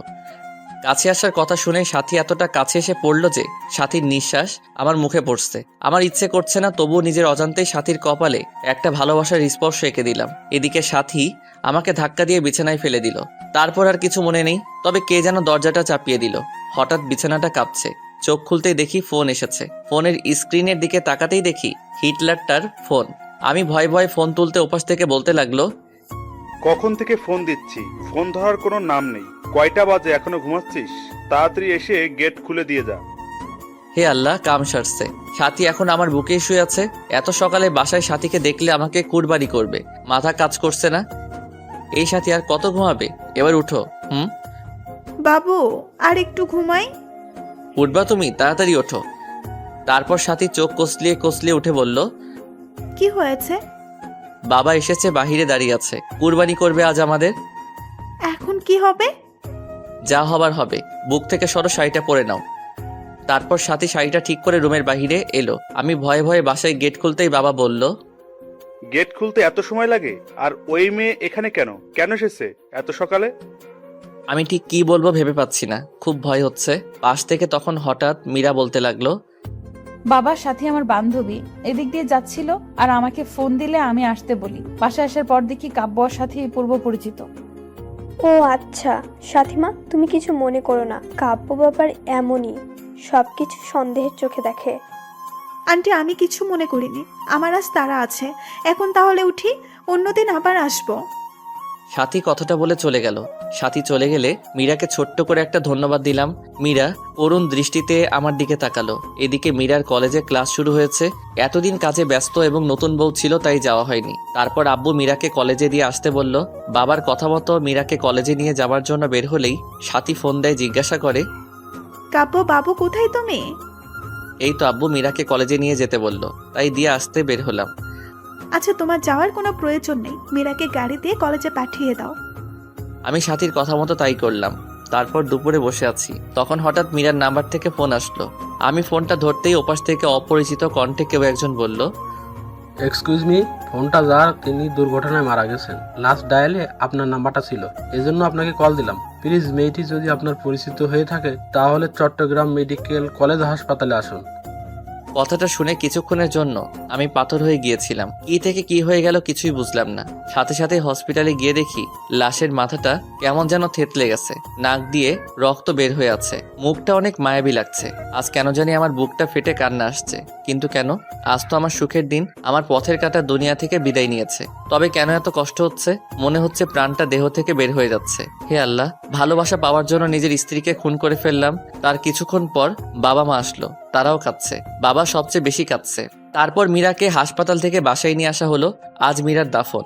আমি মীরার লাশটা কাঁধে নিয়েছি। মনে হচ্ছে কলিজাতে কেউ ছুরি চালিয়ে দিয়েছে। দূরে সাথীকে দাঁড়িয়ে থাকতে দেখলাম, সাথীও আজ কাঁদছে। আকাশ বাতাস আজ কাঁদছে মনে হচ্ছে। তারপর মীরাকে দাফন করে কিছুক্ষণ কবরের পাশে দাঁড়িয়ে থেকে চলে আসলাম। তারপর সাথী আমাকে নির্জনে ডেকে নিয়ে অনেক কান্না করলো, ক্ষমাও চাইলো। সরাসরি আমার পায়ে পড়ে বলতে লাগলো, কাব্য, আমাদের ভালোবাসার জন্য একটা নিষ্পাপ জীবনকে হত্যা করে ফেললাম। আমি সাথীকে সান্ত্বনা দেওয়ার জন্য বললাম, তুমি কিছু অন্যায় করনি, যদিও বা করে থাকো সব তোমার ভালোবাসাকে পাওয়ার জন্য। তারপর সাথী চলে গেল। আমার মনে হচ্ছে মীরার ছায়া মনে হয় প্রতিনিয়ত আমার পাশে ঘুরে। কেমন যেন উদাসীন উদাসীন লাগছে।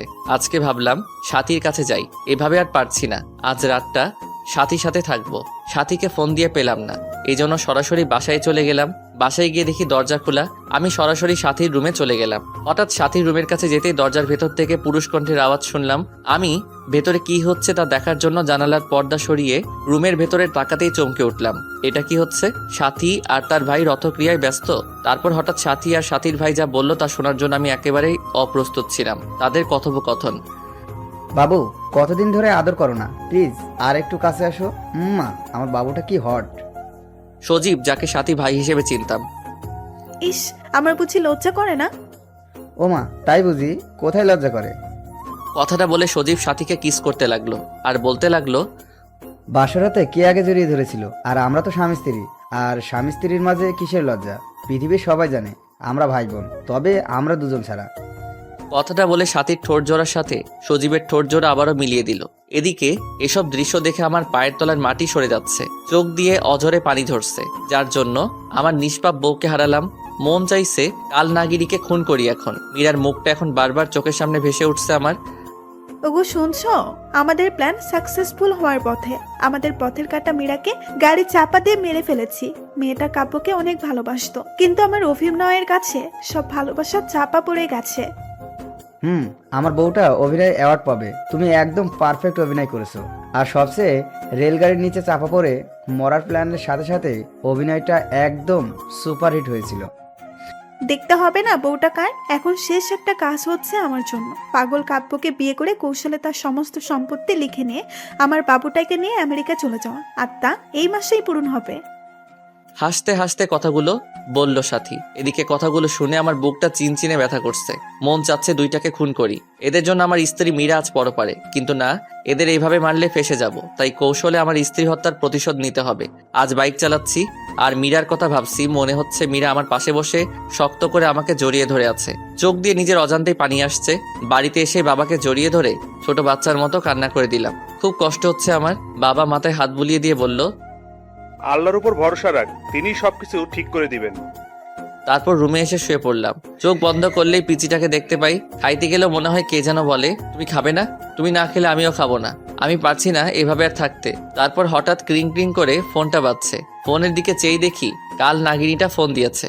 শত অনিচ্ছা সত্ত্বেও ফোনটা ধরলাম। ওপাশ থেকে, আমার বাবুটা কেমন আছে? আমার বাবুটাকে বড্ড বেশি মিস করছি। বাবুটা একটু আমার সাথে দেখা করবে কি পার্কে? আমার যে বুকটা চিনচিনে ব্যথা করছে। এতগুলো আর অল্প দিন পরেই আমার বাবুটাকে আপন করে পাবো। প্লিজ এসে পড়ো পার্কে। আমি কিছু না বলেই কাল নাগিনীটার ফোনটা কেটে পার্কে চলে গেলাম। পার্কে গিয়ে চুপচাপ পাশে দাঁড়িয়ে আছি। কাল নাগিনীটা নীল শাড়ি পরেছে, নোংরা শরীরটাকে ঢেকে রেখেছে নীল পোশাকের আড়ালে।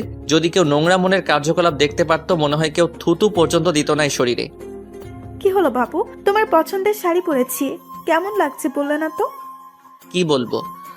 আচ্ছা বাদ দাও, আমার পথের কাটা তো নেই। চলো না বিয়ে করে নেই। তোমাকে ছাড়া রাতগুলো আমার নির্ঘুম কাটে। তুমি যে আমার স্পন্দন, খুব ইচ্ছে করে তোমাকে আপন করে নেওয়ার। আল্লাহ আমার সেই ইচ্ছা পূরণ করবে না? আমি যে তোমাকে নিজের থেকেও বেশি ভালোবাসি। কথাটা বলার সাথে সাথে ঠাস ঠাস করে চর বসিয়ে দিলাম। আর সহ্য হচ্ছে না। এই, তুই আমাকে ভালোবাসিস? তাহলে সজীবকে? কাপু কি বলছে এইসব? সজীব তো আমার ভাইয়া। চোখের পানি ফেলে দিয়ে কথাটা বলল সাথী। এমন চেহারা দেখে যে কেউ কালনাগিনীটার মায়ায় পড়ে যাবে, কিন্তু আমি নই। ছি, তোর লজ্জা করে না নিজের স্বামীকে ভাই বলতে, স্বামীকে ভাই বানাতে? আমি সেদিন তোর বাসায় গিয়ে সব দেখেছি আর শুনেছি। তোদের দুটোকে আমি নিজের হাতে খুন করে আমার ফুলের মতো নিষ্পাপ স্ত্রী হত্যার প্রতিশোধ নিব। তার আগে দেখ এই ভিডিওটা। তুই যদি সাথীকে বিয়ে না করিস, তাহলে বলবো তুই সাথীকে বিয়ের প্রলোভ দেখিয়ে তার সর্বনাশ করেছিস। আর সাথী এখন অন্তঃসত্ত্বা, তাই বুঝে নে কি করবি এখন তুই। কথাগুলো শুনে পিছন দিকে তাকাতেই দেখি সজীব মোবাইল ফোনে সাথীর আর আমার হোটেল রুমের ভিডিও এবং বাসার ভিডিও তুলে রাখছে। এসব দেখে নিজেকে আর কন্ট্রোল করতে পারছি না। ফোনটা আছাড় দিয়ে ভেঙে ফেললাম। বাবু খুব রাগ করেছো? এমন হাজারো ভিডিও আছে। আচ্ছা বাবু রাগ করে না, আগামী সপ্তাহে আমাদের বিয়ে। তুমি কাজে অফিসে চলে এসো, নয়তো থানাতে পাঠাবো বাসুর করতে। ওদের কথা শুনে আমি আর কিছু বলতে পারলাম না। এসব আমার পাপের ফল। তাই এখান থেকে বাসায় চলে আসলাম। বাসায় এসে মীরার ছবিটা বুকে নিয়ে কান্না করতেই ঘুমিয়ে গেলাম। পরের দিন সকালবেলা টেলিভিশন অন করতেই আমি যা দেখলাম তা দেখার জন্য আমি মোটেও প্রস্তুত ছিলাম না। কারণ খবরে দেখলাম গতকাল রোড অ্যাক্সিডেন্টে সজীব আর সাথী দুজনেই মারা গিয়েছে। মনে মনে ভাবলাম আল্লাহ তাআলার বিচার সবচেয়ে বড় বিচার, যার হাত থেকে কারো রেহাই নেই। পরের দিন মীরার পছন্দের নীল শার্টটা বের করার সময় আলমারি খুলে একটা ডায়েরি পেলাম। ডায়েরিটা হাতে নিয়েই বুঝতে পারলাম এটা মীরার লেখা ডায়েরি। না পড়া সেই ডায়েরিটার প্রথম পাতা উল্টাতেই নীল কালিতে লিখে দেখলাম, গতকাল আমার বাসর রাত ছিল। বাসর রাত সব নারীর জীবনে শ্রেষ্ঠ একটি রাত থাকে। কিন্তু আমার বাসরাতে স্বামীর হাতের স্পর্শে ঠোঁটের রক্ত ঝরিয়েছি। মা বাবাকে হারিয়ে ভেবেছিলাম স্বামীর পায়ের নিচেই বাকি জীবনটা কাটিয়ে দেব, কিন্তু আল্লাহ যার কপালে সুখ রাখে না সে কিভাবে সুখী হবে? প্রতিদিন মাঝরাতে সবাই যখন ঘুমিয়ে থাকতো আমি অভাগী একা একা ঘুম থেকে উঠে পড়তাম। আল্লাহর কাছে মাঝরাতে স্বামীকে চেয়ে কান্না করতাম। যেদিন আমার স্বামীর সাথে আমার প্রথম যৌন সংগ্রাম হলো সেদিন সব কষ্ট ভুলে গেছিলাম। মনে মনে আল্লাহর দরবারে লক্ষ কোটি শুকরিয়া জানিয়েছিলাম আল্লাহ তাআলা আমার বরকে আমার করে দিয়েছে। কিন্তু পরের দিন যখন আমার স্বামী জন্ম নিয়ন্ত্রণ পিল নিয়ে এসে আমাকে খেতে বলে, মুহূর্তে আমার পৃথিবীটা ওলট পালট হয়ে যায়। আমার স্বামী বাধ্য করে আমাকে জন্ম নিয়ন্ত্রণ পিল খাওয়ার। আমি আল্লাহর কাছে কত কেঁদেছি সন্তানটাকে গর্ভধারণ করার জন্য, কিন্তু খুব কষ্ট হতো, বুকের ভেতরটা ফেটে কান্না আসতো যখন দেখলাম আমার স্বামী সাথী নামে মেয়েটার সাথে অবৈধ কাজ করে, আর নিজে যখন তাদের কুকর্ম ঢেকে রাখার জন্য দরজা টেনে দেয়। বাবাকে বলি যে সাথী আমার ফ্রেন্ড, নিজের স্বামীকে বাঁচাতে নিজের ভালোবাসার অধিকার বিসর্জন দিয়েছি। সবচেয়ে বেশি কষ্ট লেগেছে সেদিন যেদিন শুনেছি আমাকে মারার জন্য আমার স্বামী আর সাথী প্ল্যান করেছে। সব জেনেও মনকে এ বলে সান্ত্বনা দিয়েছি যে কাব্য যদি আমার জীবনের বিনিময়ে সুখী হয় তাহলেই আমি সার্থক। ডায়েরিটা পড়ে আমি আর নিজেকে ঠিক রাখতে পারলাম না। আমি পিছন দিকে তাকাতেই দেখি মীরা আমার পাশে দাঁড়িয়ে কান্না করছে। এই মীরা, কাঁদছো কেন? আমি তোমাকে কষ্ট দিয়েছি, তার ফল ভোগ করছি। এই কাব্য, কি হয়েছে তোর? কার সাথে কথা বলছিলি? আম্মু, কথা বলো না, দেখো না মীরা কান্না করছে। আম্মু, আমি ওকে খুব কষ্ট দিয়েছি। কোথায় মীরা? আর তুই কেন মীরাকে কষ্ট দিতে যাবি? তারপর আমার আর কিছুই মনে নেই। পরের দিন মা বাবা আমাকে হসপিটালে নিয়ে গেল। এখন আমার কোনো চিন্তা নেই, কারণ আমি এখন মীরাকে সাথে নিয়েই ঘুমাই। শালার ডাক্তার নাকি বলে আমি পাগল হয়ে গেছি। শালার পড়ালেখা করে নিজে পাগল হয়েছে, এখন আমাকে পাগল বলে কত বড় সাহস। আরেকবার যখন পাগল বলছে তখন গলা ধাক্কা দিয়ে ফেলে দিয়েছি। তারপর আমাকে জোর করে একটা রুমে আঁকড়ে রেখেছে। এখন রুমে শুধু আমি আর মীরা। তারপর আমি একটা নার্সকে জিজ্ঞাসা করলাম, আমি এখন কোথায়? আপনি এখন পাবনায় আছেন আপনার বউ মীরার সাথে। কথাটা বলে একটা কিসের যেন ইনজেকশন আমাকে দিয়ে দিল। তারপর আমি হারিয়ে গেলাম ঘুমের রাজ্যে। সকালবেলা ঘুম থেকে উঠে দেখি মীরা আমার দিকে চেয়ে চেয়ে হাসছে, সাথে বাবা মাও আসছে। তারপর আমি বাবাকে বললাম, বাবা, আমার এখানে থাকতে ভালো লাগে না, আমাকে তোমাদের সাথে নিয়ে চলো, সাথে তোমাদের বৌমা মীরাকেও নিয়ে চলো। কিন্তু আম্মু আব্বু কেউ কোনো কথা বলছে না, শুধু কাঁদছে। তাই আমি আবারও প্রশ্ন করলাম, ও বাবা, তোমরা কাঁদছো কেন? আমাকে এখান থেকে নিয়ে যাবে না? জানো বাবা, এখানে কেউ আমার সাথে কথা বলে না, শুধু মীরা ছাড়া। এখানে শুধু মীরা আমার সাথে কথা বলে, আর কেউ না। ও বাবা, আমাকে নিয়ে চলো না, আমি থাকবো না এখানে। কথাগুলো বলেই কাঁদতে লাগলাম, কিন্তু বাবা কিছু না বলে মাকে নিয়ে চলে গেল। তারপর একটা নার্স এসে ইনজেকশন দিয়ে গেল। তারপর আর আবারও সেই ঘুমের রাজ্যে। আর কিছু মনে নেই। আমি সবসময় শুধু মীরার সাথেই কথা বলতাম। 5 বছর পর আজ মা বাবা আমাকে নিতে আসছে। এখন মীরাও আমার সাথে আর কথা বলে না। আমি জানি মীরা মারা গেছে। তারপর মা বাবা আমাকে বাসায় নিয়ে এসে বলল, কাব্য, বাবা, তুমি 5 বছর পাগল হয়ে পাবনা মানসিক হসপিটালে ছিলে। আর এই 5 বছরে আমাদের অনেক পরিবর্তন হয়ে গেছে। আমরা আজ নিঃস্ব, ব্যবসাতে ক্ষতি হয়েছে, ব্যাংকের লোক ঋণের পরিশোধ করতে বাড়িটাও বিক্রি করে দিয়েছি। এখন এই বাসাতে ভাড়া আছি। বাবার কথাগুলো শুনে আমার নিজের অজান্তেই চোখের কোণে পানি চলে আসলো। আমার বাবা এই বয়সে মানুষের অফিসে কাজ করে। তারপর আমি মনে মনে ভাবলাম, আমার কোনো না কোনো একটা জব করতেই হবে। যেই ভাবা সেই কাজ। কয়েক জায়গায় আবেদন করলাম, সাথে একটা প্রাইভেট প্রতিষ্ঠানে শিক্ষকতা করার জন্য আবেদন করলাম। সপ্তাহখানেক পর নোটিশ আসলো, সেই প্রতিষ্ঠানে আমাকে জয়েন করতে বলেছে। আর এইভাবে দিনগুলো ভালোই কাটছিল। কিন্তু প্রতি রাতেই মীরার স্মৃতিগুলো আমাকে ঘুমাতে দেয় না। মীরার সেই দুষ্টমিগুলো আজও আমাকে কাঁদায়। প্রতি রাতে আমি মীরার ছবি বুকে নিয়ে ঘুমাই। খুব কষ্ট হয়। মাঝরাতে মোনাজাতে শুধু একটা কথাই বলি, আল্লাহ আমার স্ত্রীকে ভালো রেখো। এদিকে একদিন আমি স্কুলে একটা বাচ্চাকে দেখে খুব অবাক হয়ে গেলাম। কি সুন্দর করে হাসে, ঠিক মীরার মতো। কি মায়াবী চাহনি, মনে হচ্ছে এই যেন মীরার প্রতিচ্ছবি তার মাঝে দেখতে পাচ্ছি। তারপর আমি মেয়েটাকে ডাক দিয়ে বললাম, তোমার নাম কি মামনি? আসসালামু আলাইকুম। ওয়ালাইকুম আসসালাম। উত্তরটা দিয়ে মনে মনে ভাবতে লাগলাম, এতটুকু একটা বাচ্চা মেয়ে হাই হ্যালো না বলে সালাম দিল। আপনি কি জানেন না কার সাথে কথা বলতে হলে সালাম দিতে হয়? আর আমার নাম তাসনিয়া করিমা রাইসা। নামটা শুনে বুকটা কেমন যেন কেঁপে উঠল।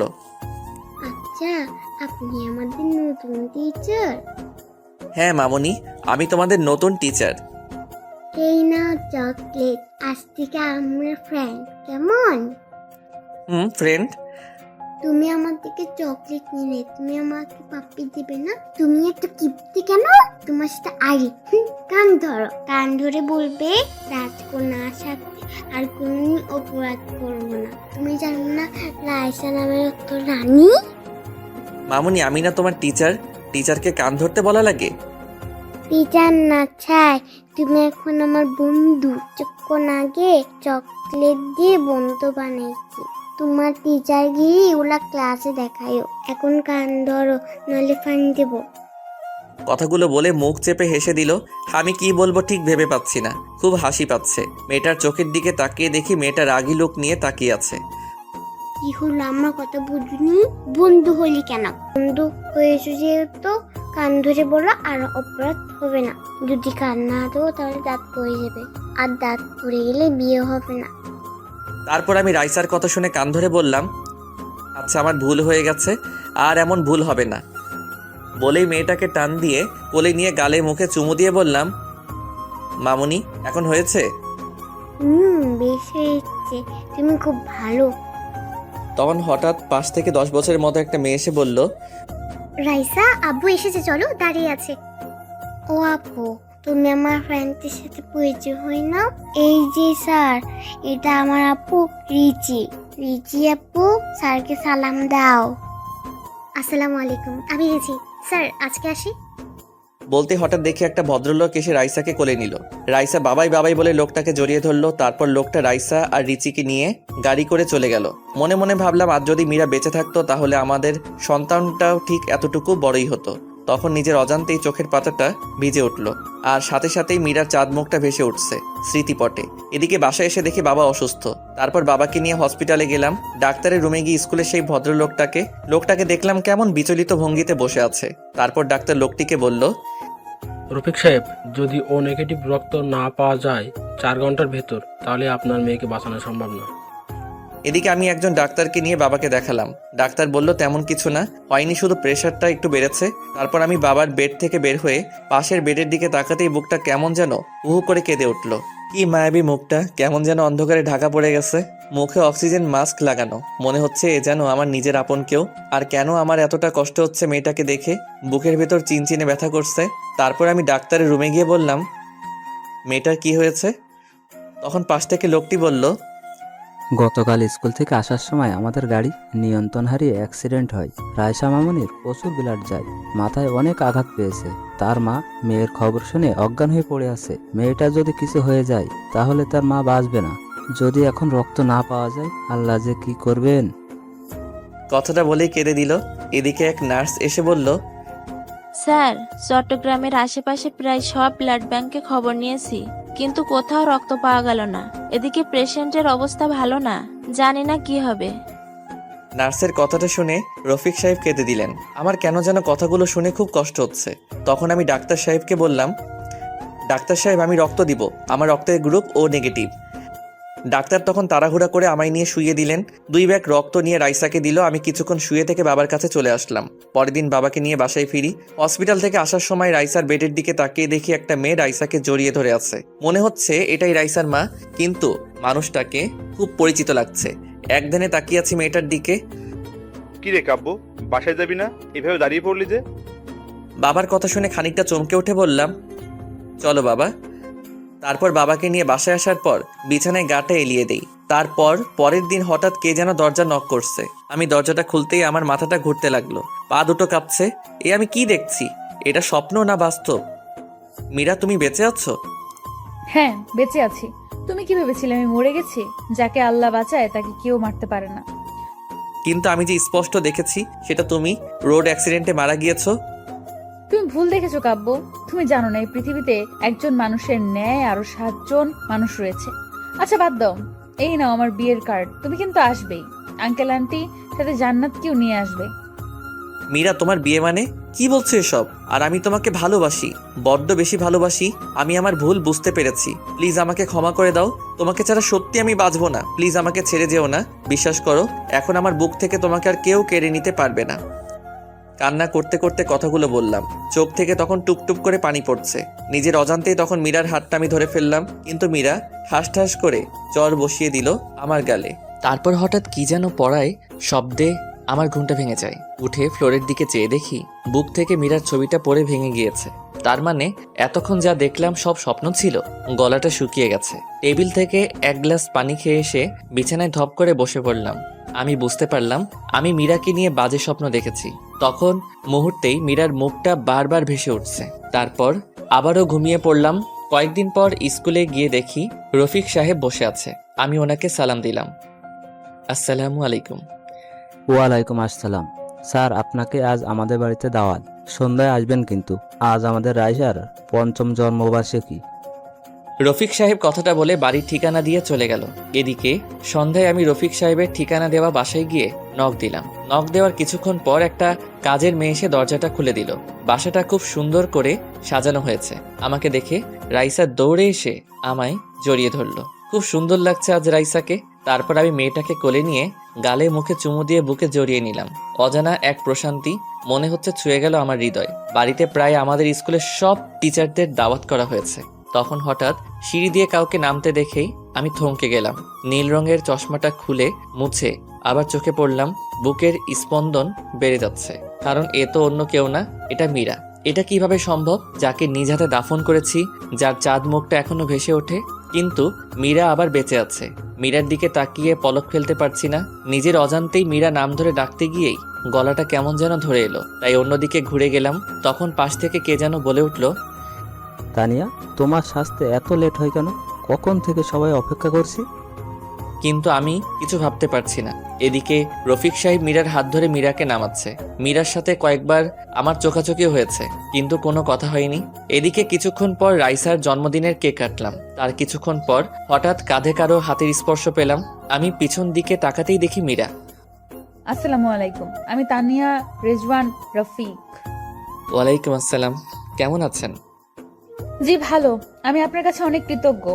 আপনি আমাদের কলেজের টুকরাকে রক্ত দিয়ে বাঁচিয়েছেন। রাইসার আব্বুর কাছে আপনার কথা শুনেছি। আপনি কি বিয়ে করেছেন? একদিন ম্যাডামকে নিয়ে বেড়াতে আসবেন। মীরার এই প্রশ্নের জবাবে আমি কি বলবো ঠিক বুঝতে পারছি না। এটা আমার মীরা নয়, কিন্তু মনে হচ্ছে এটাই আমার ভালোবাসার মানুষ, আমার স্ত্রী। কিন্তু আমি কিছু ভাবতে পারছি না। বুকটা ফেটে যাচ্ছে।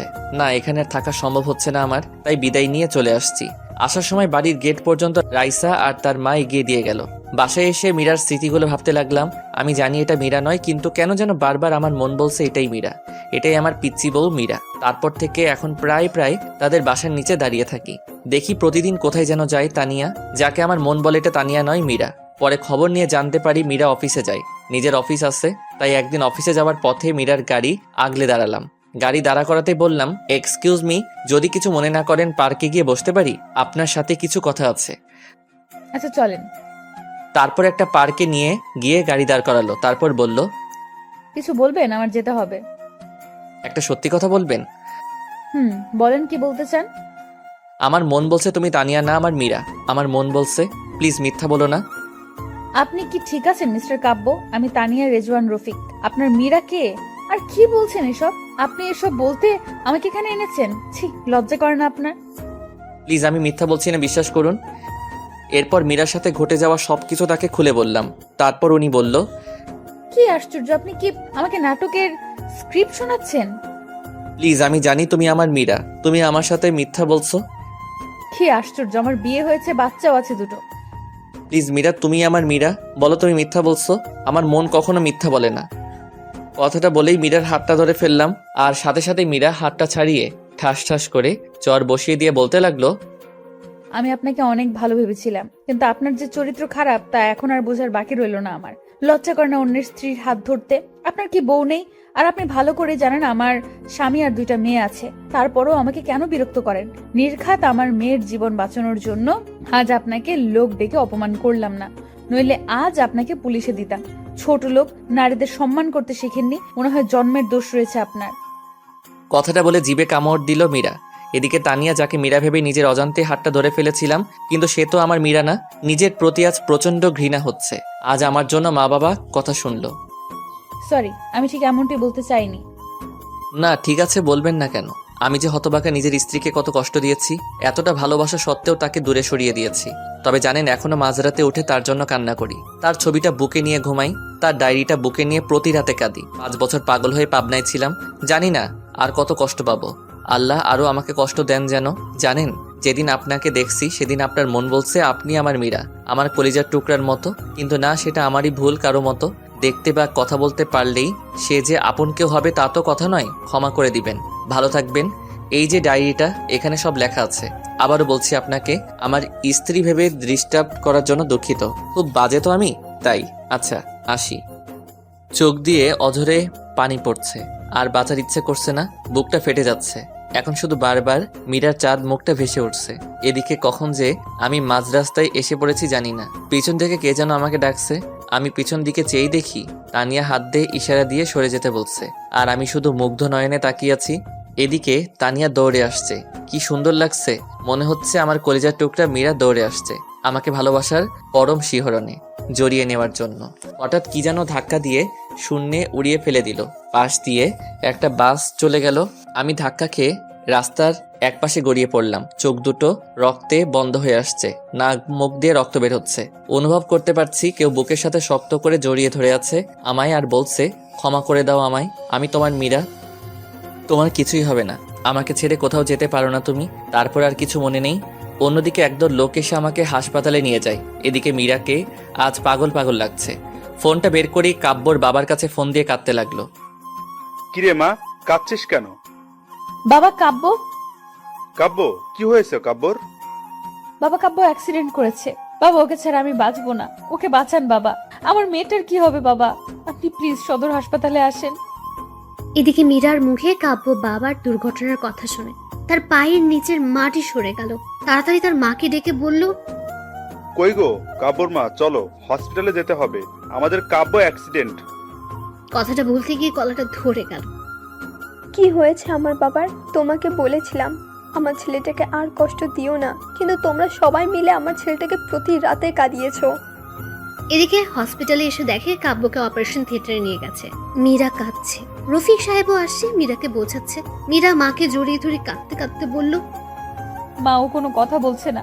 ওকে ছাড়া সত্যি আমি মরে যাব। ওই আমার নিঃশ্বাস। আমি বাঁচবো না মা কাব্যকে ছাড়া। ওকে চিরদিনের জন্য পাওয়ার জন্য কত কিছুই না করেছি। এখনো প্রতি রাতে তার দেওয়া সেই অবলম্বন রাইসাকে বুকে নিয়ে বেঁচে আছি। তখন হঠাৎ অপারেশন থিয়েটার থেকে একজন ডাক্তার বেরিয়ে আসতে মীরা দৌড়ে গেল। প্লিজ ডাক্তার, বলেন আমার স্বামী কেমন আছে? ওর কিছু হবে না তো? প্লিজ ডক্টর, চুপ করে থাকবেন না। কিন্তু ডাক্তার চোখ থেকে পানি ছেড়ে দিয়ে বলল, দেখুন, আমরা আমাদের সর্বাত্মক চেষ্টা করেছি, কিন্তু এখন আমাদের আর করার কিছু নেই। আল্লাহকে ডাকেন, তিনি যদি ইচ্ছা করেন তাহলে বাঁচাতে পারেন। রোগী ক্রিটিক্যাল অবস্থায় আছে। ডাক্তারের কথা শুনে মীরার পায়ের তলার মাটি সরে গেল। চোখ থেকে টুপটাপ করে পানি ঝরছে। ডক্টর সাহেব, আমি কি কাব্যের সাথে দেখা করতে পারি? যান, তবে কোনো কথা বলবেন না। এদিকে মীরা ডাক্তারের কথা মতো ক্যাবিনে ঢুকতেই বুকটা হু হু করে কেঁদে দিল। সারা মুখ ব্যান্ডেজ করা, মুখে অক্সিজেন মাস্ক লাগানো। খুব কষ্ট লাগছে মীরার কাছে। কাব্যের মায়াবী মুখটা বারবার ভেসে উঠছে। মীরা কিছু ভাবতে পারছে না। তখন কাব্যের পা দুটি জড়িয়ে ধরে কাঁদতে লাগলো, আর কাঁদতে কাঁদতে বলল, কাব্য প্লিজ, আমায় ক্ষমা করে দাও। আমায় ছেড়ে কোথাও যেও না। তোমার পায়ের নিচে থাকতে দিও আমায়। তোমার পায়ের নিচে যে আমার সব সুখ। আমি তোমাকে অনেক কষ্ট দিয়েছি। প্লিজ আমায় ছেড়ে দিও না। তুমি না বলেছো তোমার যদি কখনো মেয়ে হয় তার নাম রাইসা রাখবে? তুমি জানো না রাইসা তোমার আর আমার মেয়ে? জানো, তোমার মেয়ে জানে তুমি ওর বাবা। তোমাকে কতবার বাবা ডেকে বুকে জড়িয়ে নিতে চেয়েছিল, কিন্তু আমি তোমাকে বাবা বলে ডাকতে দেইনি। তুমি তোমার মেয়েকে বুকে জড়িয়ে নেবে না? ওই তোমার জীবন, আমার বেঁচে থাকার অবলম্বন। তোমাকে ছাড়া যে আমাকে কল্পনাও করতে পারি না। কথাগুলো বলতে বলতে পা দুটো বুকের সাথে জড়িয়ে কাঁদতে লাগলো, আর সমানে চুমু খেতে লাগলো। এদিকে পেছন থেকে একজন নার্স এসব দেখে নিজের অজান্তে কেঁদে দিয়েছে। তারপর মীরার কাঁধে হাত রেখে বলল, বোন প্লিজ এভাবে কান্না করো না, রোগীর ক্ষতি হবে।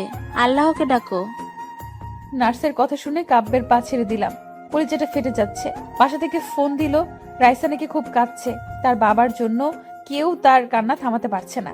রাইসা শুনেছে কাব্য নাকি অ্যাক্সিডেন্ট করেছে। তারপর আমি বাবাকে বলে বাসায় যাওয়ার জন্য বের হতেই এক লোক বলল, ম্যাডাম, হসপিটালে আসার সময় আপনার হাতে ডায়েরিটা ছিল। তারপর মীরা ডায়েরিটা হাতে নিয়ে বাসায় আসতেই, তুমি আমার বাসায় আসবে না, তুমি বাবাইকে কষ্ট দিয়েছো, আমি সব শুনেছি। তুমি আঙ্কেলকে ফোনে যখন বলেছো বাবা অ্যাক্সিডেন্ট করেছে, তাও আবার তোমার জন্য, তুমি আমাকে বাবা ডাকতে দাওনি। আমার বাবা অনেক ভালো, আমার জন্য সেদিন কান ধরেছিল, আমাকে জড়িয়ে ধরেছিল, আমাকে আদর করেছিল। আমি বাবাই ডাকতে চেয়েও আমি বাবাই দেখতে পারিনি, কারণ তুমি ডাকতে নিষেধ করেছো বলে। তুমি ছোটবেলায় বাবার ছবি দেখে বলেছো এটা তোর বাবা। যেদিন বাবাকে প্রথম দেখলাম সেদিন দৌড়ে বাবার কোলে গেলাম, কিন্তু বলতে পারিনি তুমি আমায় ছেড়ে কোথাও যাবে না। যেদিন স্কুলের মেয়েরা বাবার কোলে চড়তো তখন তাদের বাবা তাদেরকে জড়িয়ে রাখতো, তখন আমি তাদের দিকে চেয়ে থাকি, আমার খুব কষ্ট লাগতো। কান্না করতে করতে কথাগুলো বলল রাইসা। রাইসা মামুনি, বাবাই ভালো হয়ে যাবে। মা আমার, তুমি কেঁদো না। তুমি আমার মা ডাকবে না, তুমি আমার কেউ না। তুমি আমার বাবাইকে কষ্ট দিয়েছো, আমার বাবাইকে বাবাই বলে ডাকতে দাওনি কেন? কথাগুলো বলে কাঁদতে কাঁদতে রুমে গিয়ে দরজা লাগিয়ে দিল রাইসা। আমি কি করব? রাইসার কথাগুলো শুনে কলিজা ফেটে যাচ্ছে। সত্যি তো, তোর বাবার থেকে রাইসাকে আমি দূরে রেখেছি। বারবার কাব্যের কথা মনে পড়ছে। রফিক ভাইয়াও কিছু বলছে না, শুধু বলল, মানুষটাকে বড্ড বেশি কষ্ট দেওয়া হয়ে গেছে রে মীরা। তারপর আমি দরজাটা লাগিয়ে বিছানায় শুয়ে বালিশে মুখটা লাগিয়ে কাঁদতে লাগলাম। হঠাৎ মনে পড়লো কাব্য একটা ডায়েরি লিখে গেছে। টেবিলের উপর থেকে ডায়েরিটা তুলে বুকে জড়িয়ে নিলাম। তারপর ডায়েরিটা খুলতেই আমি চমকে গেলাম। ডায়েরির প্রথম পৃষ্ঠায় লেখা, আমার এই হৃদয় লিখিলাম তোমারই নাম। ডায়েরির পরের পাতা উল্টাতেই, ওগো হৃদয় রাঙিনী, জানি না কিভাবে শুরু করব। আমি যে অনেক বড় অপরাধী। তোমার অবুঝ ভালোবাসাকে আমি অবহেলা করেছি। জানো, যেদিন তোমাকে হারিয়ে ফেলেছি সেদিন বুঝেছি তুমি কতটা জোরে আমার জীবনে ছিলে। জানো, প্রতিদিন তোমার জন্য কেঁদেছি। মাঝরাতে উঠে আল্লাহর কাছে চাইতাম যেন আল্লাহ তাআলা তোমাকে আমার করে দেয়। প্রতি রাতে তোমার ছবিটা বুকে নিয়ে ঘুমাতাম, তোমার ছবি বুকে নিয়ে কাঁদতাম। জানো, মানুষ মারা গেলে নাকি তারা হয়ে যায়, তাই প্রতি সন্ধ্যায় আকাশের তারাদের সাথে কথা বলতাম যেন আমার হৃদয় রাঙিনীকে তারা যেন কষ্ট না দেয়। রাতের আকাশের সবচেয়ে উজ্জ্বল তারাকে তুমি মনে করে কাঁদতাম আর বলতাম, অভিমান ভেঙে এসো না, জড়িয়ে নাও তোমাতে, আমি যে আর পারছি না তোমার বিরহে, এসব বলে কাঁদতাম। কিন্তু তুমি এতটাই আমার প্রতি অভিমান করেছিলে যে যার জন্য আমার সাথে কথা বলো না, শুধু করুণ দৃষ্টিতে আমার দিকে তাকিয়ে থাকতে। সত্যি কি তুমি আমাকে ক্ষমা করবে না? জানো, খুব ইচ্ছা করে তোমাকে এই মরুর বুকে জড়িয়ে নিয়ে শান্ত করতে আমারই প্রাণ। মীরা, জানো, আজ একটা বাচ্চা মেয়েকে দেখে তোমার কথা বড্ড বেশি মনে পড়ছে। বাচ্চাটা দেখতে ঠিক তোমার মতোই। আমি এতটাও হতভাগী, নিজের বাচ্চাকে নিজের হাতে নষ্ট করেছি। জানো, এখনো সেই রাতের কথাগুলো ভুলতে পারি না। তোমাকে দেওয়া প্রতিটা চরের আঘাত আমার কলিজাতে লেগেছে। জানো, পরের দিন যখন বাচ্চাটাকে ব্লাড দিলাম সেদিন মনে হয়েছে আমার খুব কাছের কাউকে আমি রক্ত দিচ্ছি। বাচ্চাটার জন্মদিন, বাচ্চাটাকে বুকে জড়িয়ে নিতেই তোমার শরীরের গন্ধ পেলাম। কিন্তু যখনই সিঁড়িতে তোমার মতোই কাউকে দেখলাম তখন সত্যি ভেবে নিয়েছিলাম আল্লাহ আমার ডাক শুনেছে। আমি আনন্দে আত্মহারা হয়ে গিয়েছিলাম। কিন্তু যখন শুনেছিলাম ওটা তুমি মীরা নও, আমাকে চিনো না, তখন আমার কলিজাটা ফেটে যাচ্ছিল। যখন রফিক সাহেব এসে হাত ধরলো আমার কাছে, তখন মনে হয়েছিল কেউ যেন আমার কলিজাটা দুমড়ে মুচড়ে ছিঁড়ে নিয়ে যাচ্ছে। জানো, তুমি নেই জেনেও নিজের অজান্তে পাগলামি করেছি আর বাসায় এসে কেঁদে বুক ভাসিয়েছি। পরের দিন ঠিক করলাম তোমার জন্য লেখা ডায়েরিটা তানিয়া আপুকে দিয়ে তোমার কাছে চলে আসব।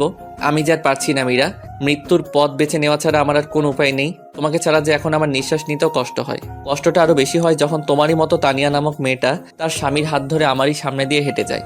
জানো, তখন বড্ড বেশি তোমার কথা মনে পড়ে। কি করব, আমি তোমাকে ছাড়া আর যে বাঁচতে পারছি না। তোমাকে নিয়ে লেখা শেষ অবলম্বনটা তোমাকে মনে করে তানিয়া আপুকে দিয়ে গেলাম। জানো, খুব কষ্ট হচ্ছে লেখাগুলো লিখতে। আমি আসছি মীরা। ডায়েরিটা পড়তে চোখ দিয়ে জল গড়িয়ে পড়ল মীরার আজকে একটা মিথ্যের জন্যই কাব্য মৃত্যুর কিনারায়। খুব কষ্ট হচ্ছে মীরার। কাব্যের মুখটা বারবার মীরার সামনে ভেসে উঠছে। মীরার কানে বারবার বাজছে তার লেখার শেষ কথাগুলো। মীরা এসব ভাবছিল আর তখনই হঠাৎ বাইরে কিছু ভাঙার শব্দ পেল। মীরা তাড়াতাড়ি করে রুমের বাইরে এসে দেখে রাইসা কাঁদছে আর খাবারের প্লেট ফেলে দিয়েছে। মা রাগ করো না, খেয়ে নাও। তুমি আমাকে মা বলবে না, আমাকে বাবার কাছে নিয়ে যাও। তুমি আমার বাবাকে কষ্ট দিয়েছো, তুমি আমার সাথে আর কথা বলবে না। প্লিজ রাইসা, মা আমার, তোমার বাবার কিছুই হবে না। প্লিজ কান্না করো না, খেয়ে নাও। আমাকে বাবার কাছে নিয়ে যাও, আমি বাবাকে না ডেকে খাবো না। হঠাৎ তখনই সবুজকে ঘরে আসতে দেখে মীরা ভাইয়া বলে কেঁদে দিয়ে বলল, ভাইয়া, কাব্য বাঁচবে না। কাব্যকে ছাড়া আমিও যে বাঁচবো না। সবুজ মীরাকে বুকে নিয়ে সান্ত্বনা দিয়ে বলল, কান্না করিস না বোন, আল্লাহ তাআলা সব ঠিক করে দিবেন। তোর কান্না যে আমি দেখতে পারি না। মা বাবাকে তো ছোটবেলায় হারিয়েছি, তানিয়াটাকেও প্রথম দেখাতেই হারিয়ে ফেলেছি। তোকে খুন করার জন্য সাথী নামের মেয়েটা কন্টাক্ট করেছিল। তোকে খুন করতে এসে তোর গলার লকেট দেখেই চিনে ফেলি তুই আমার ছোটবেলায় হারিয়ে যাওয়া বোন মীরা। কিন্তু সে সময় তানিয়াকে গাড়ির নিচে পিস্ট হতে দেখি। তোর চেহারা তানিয়ার মতোই ছিল। তাই যখন দেখলাম তানিয়া রাস্তার পাশে পড়ে আছে, দৌড়ে বুকে টেনে নেই। সন্ত্রাসী ছিলাম, মানুষের রক্ত দেখলে হাসি পাইতো, কিন্তু যখন নিজের বোনের রক্ত আমার শার্ট ভিজে যাচ্ছিল তখন বুঝেছি আপন মানুষের রক্ত শুধু তার শরীর থেকে ঝরে না, আপন মানুষটির কলিজা থেকেও ঝরে।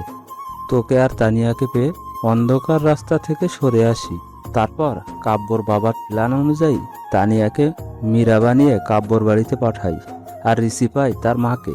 ঋষির বাবা রফিক ভাইয়ার সাথে সব প্ল্যান করি, কিন্তু এজন্য যে কাব্য আজকে মৃত্যুর মুখোমুখি হবে তা জানলে কখনো এতটা মিথ্যার আশ্রয় নিতাম না। এদিকে হঠাৎ রাইসা দৌড়ে এসে মীরাকে জড়িয়ে ধরে বলল, মম চলো না বাবার কাছে, আমার সাথে বাবা কথা বলবে। বাবা তোমাদের সবার সাথে রাগ করে থাকলেও আমার সাথে রাগ করে থাকবে না। বাবাই যেন আমার সাথে রাগ করলে কান্দে উদ্বোস করতে হবে।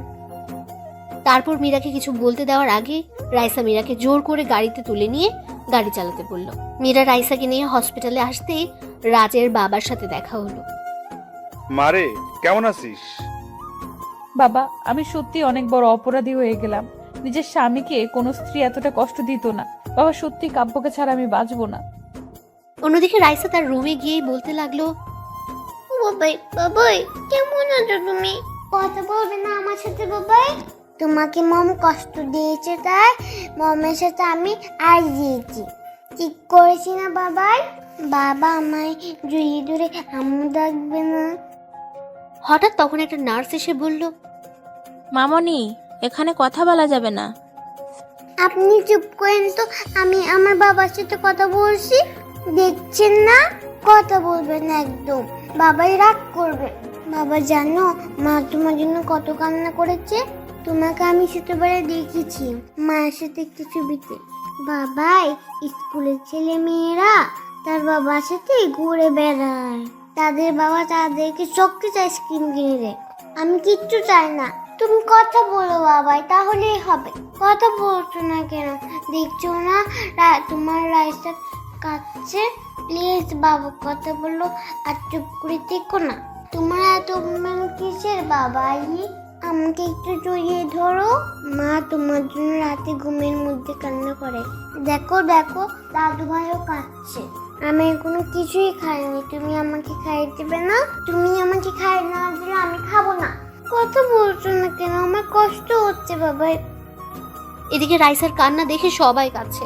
মীরার কাছে মনে হচ্ছে তার কলিজাটা ফেটে যাচ্ছে। কিছুক্ষণ পর কাব্য কেমন যেন করতে লাগলো।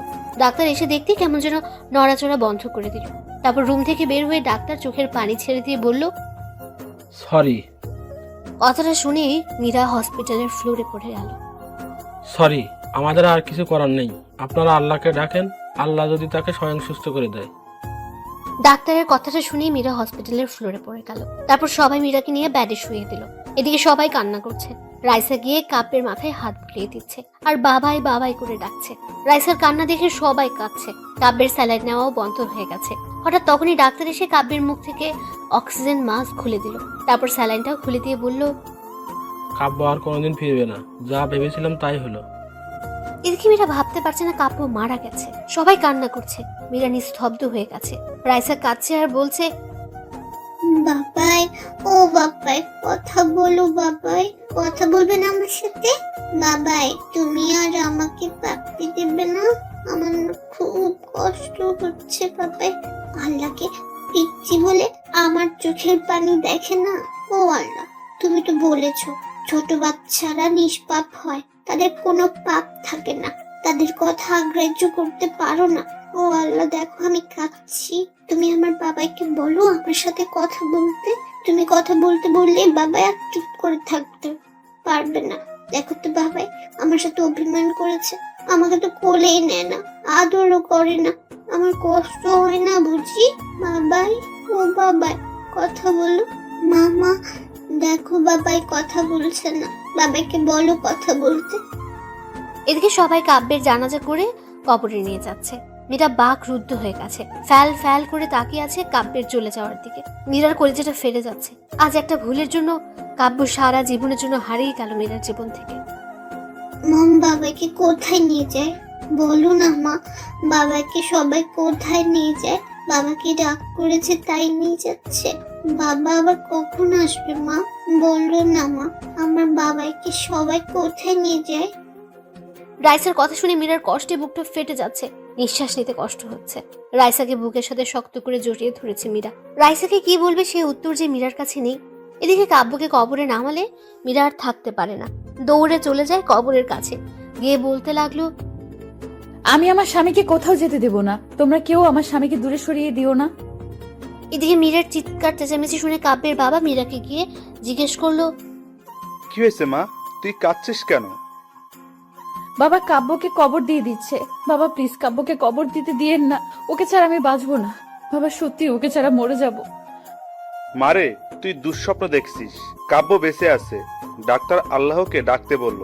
আমি জানি তুই কাব্যকে অনেক ভালোবাসিস, এত কষ্ট দেওয়ার পরেও তুই ওকেই ভালোবেসে গিয়েছিস। বাবা কাব্য কোথায়? কাব্যর বেডে।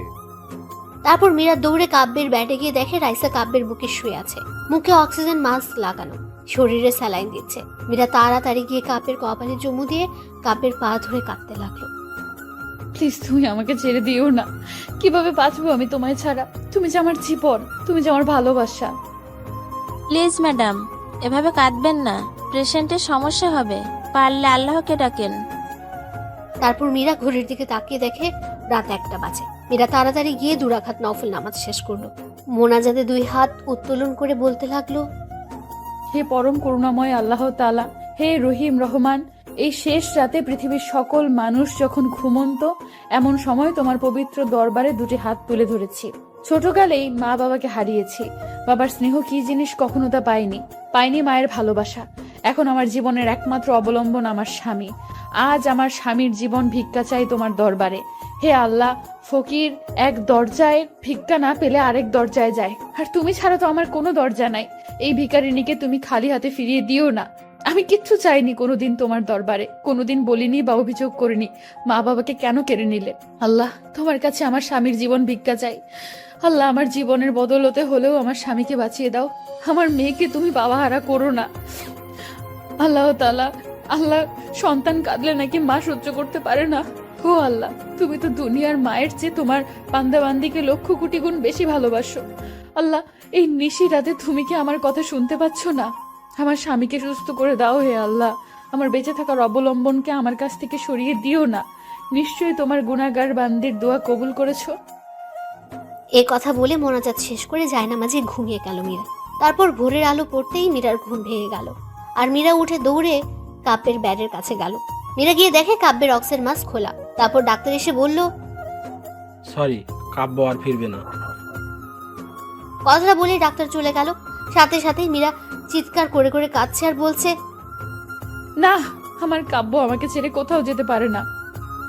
তখন সাথে সাথে কাব্যের পা দুটো জড়িয়ে ধরে বলতে লাগলো, এই তুমি আমাকে ছেড়ে যেও না, আমি সত্যিই তোমাকে ছাড়া বাঁচবো না। তোমার বুকেই যে আমার শেষ ঠিকানা, প্লিজ কথা বলো, আর চুপ করে থেকো না। এসব বলছে আর কাব্যের পা জড়িয়ে ধরে কাঁদছে মীরা। মীরা কাঁদতে কাঁদতে কাব্যের কপালে গিয়ে ভালোবাসার স্পর্শ রেখে দিল। আর তখন কে যেন মীরাকে শক্ত করে জড়িয়ে ধরলো। মীরা মাথা তুলে তাকিয়ে দেখে কাব্য মীরাকে শক্ত করে জড়িয়ে ধরেছে। তারপর কাব্য বলছে, আমি কি আমার পিচ্চি বউটাকে রেখে মরতে পারি? আমি যে আমার পিচ্চি বইটাকে বড্ড বেশি ভালোবাসি, আমার পিচ্চিটাকে কি জড়িয়ে ধরতে পারি? যা দুষ্টু। কথাটা বলেই কাব্যের বুকে মুখ লুকালো মীরা। এই কি করছো? শার্ট তো ভিজে গেল। ভিজুক, কেন কষ্ট দিলে আমায়? তুমিও তো আমাকে কম কষ্ট দাওনি। 5 বছর তোমাকে ছাড়া কাটিয়েছি, তাই আমিও ডাক্তারকে সবকিছু বলে ডাক্তারের সাথে প্ল্যান করে এসব করেছি। তবে হ্যাঁ, অ্যাক্সিডেন্ট কিন্তু সত্যি সত্যি হয়েছিল।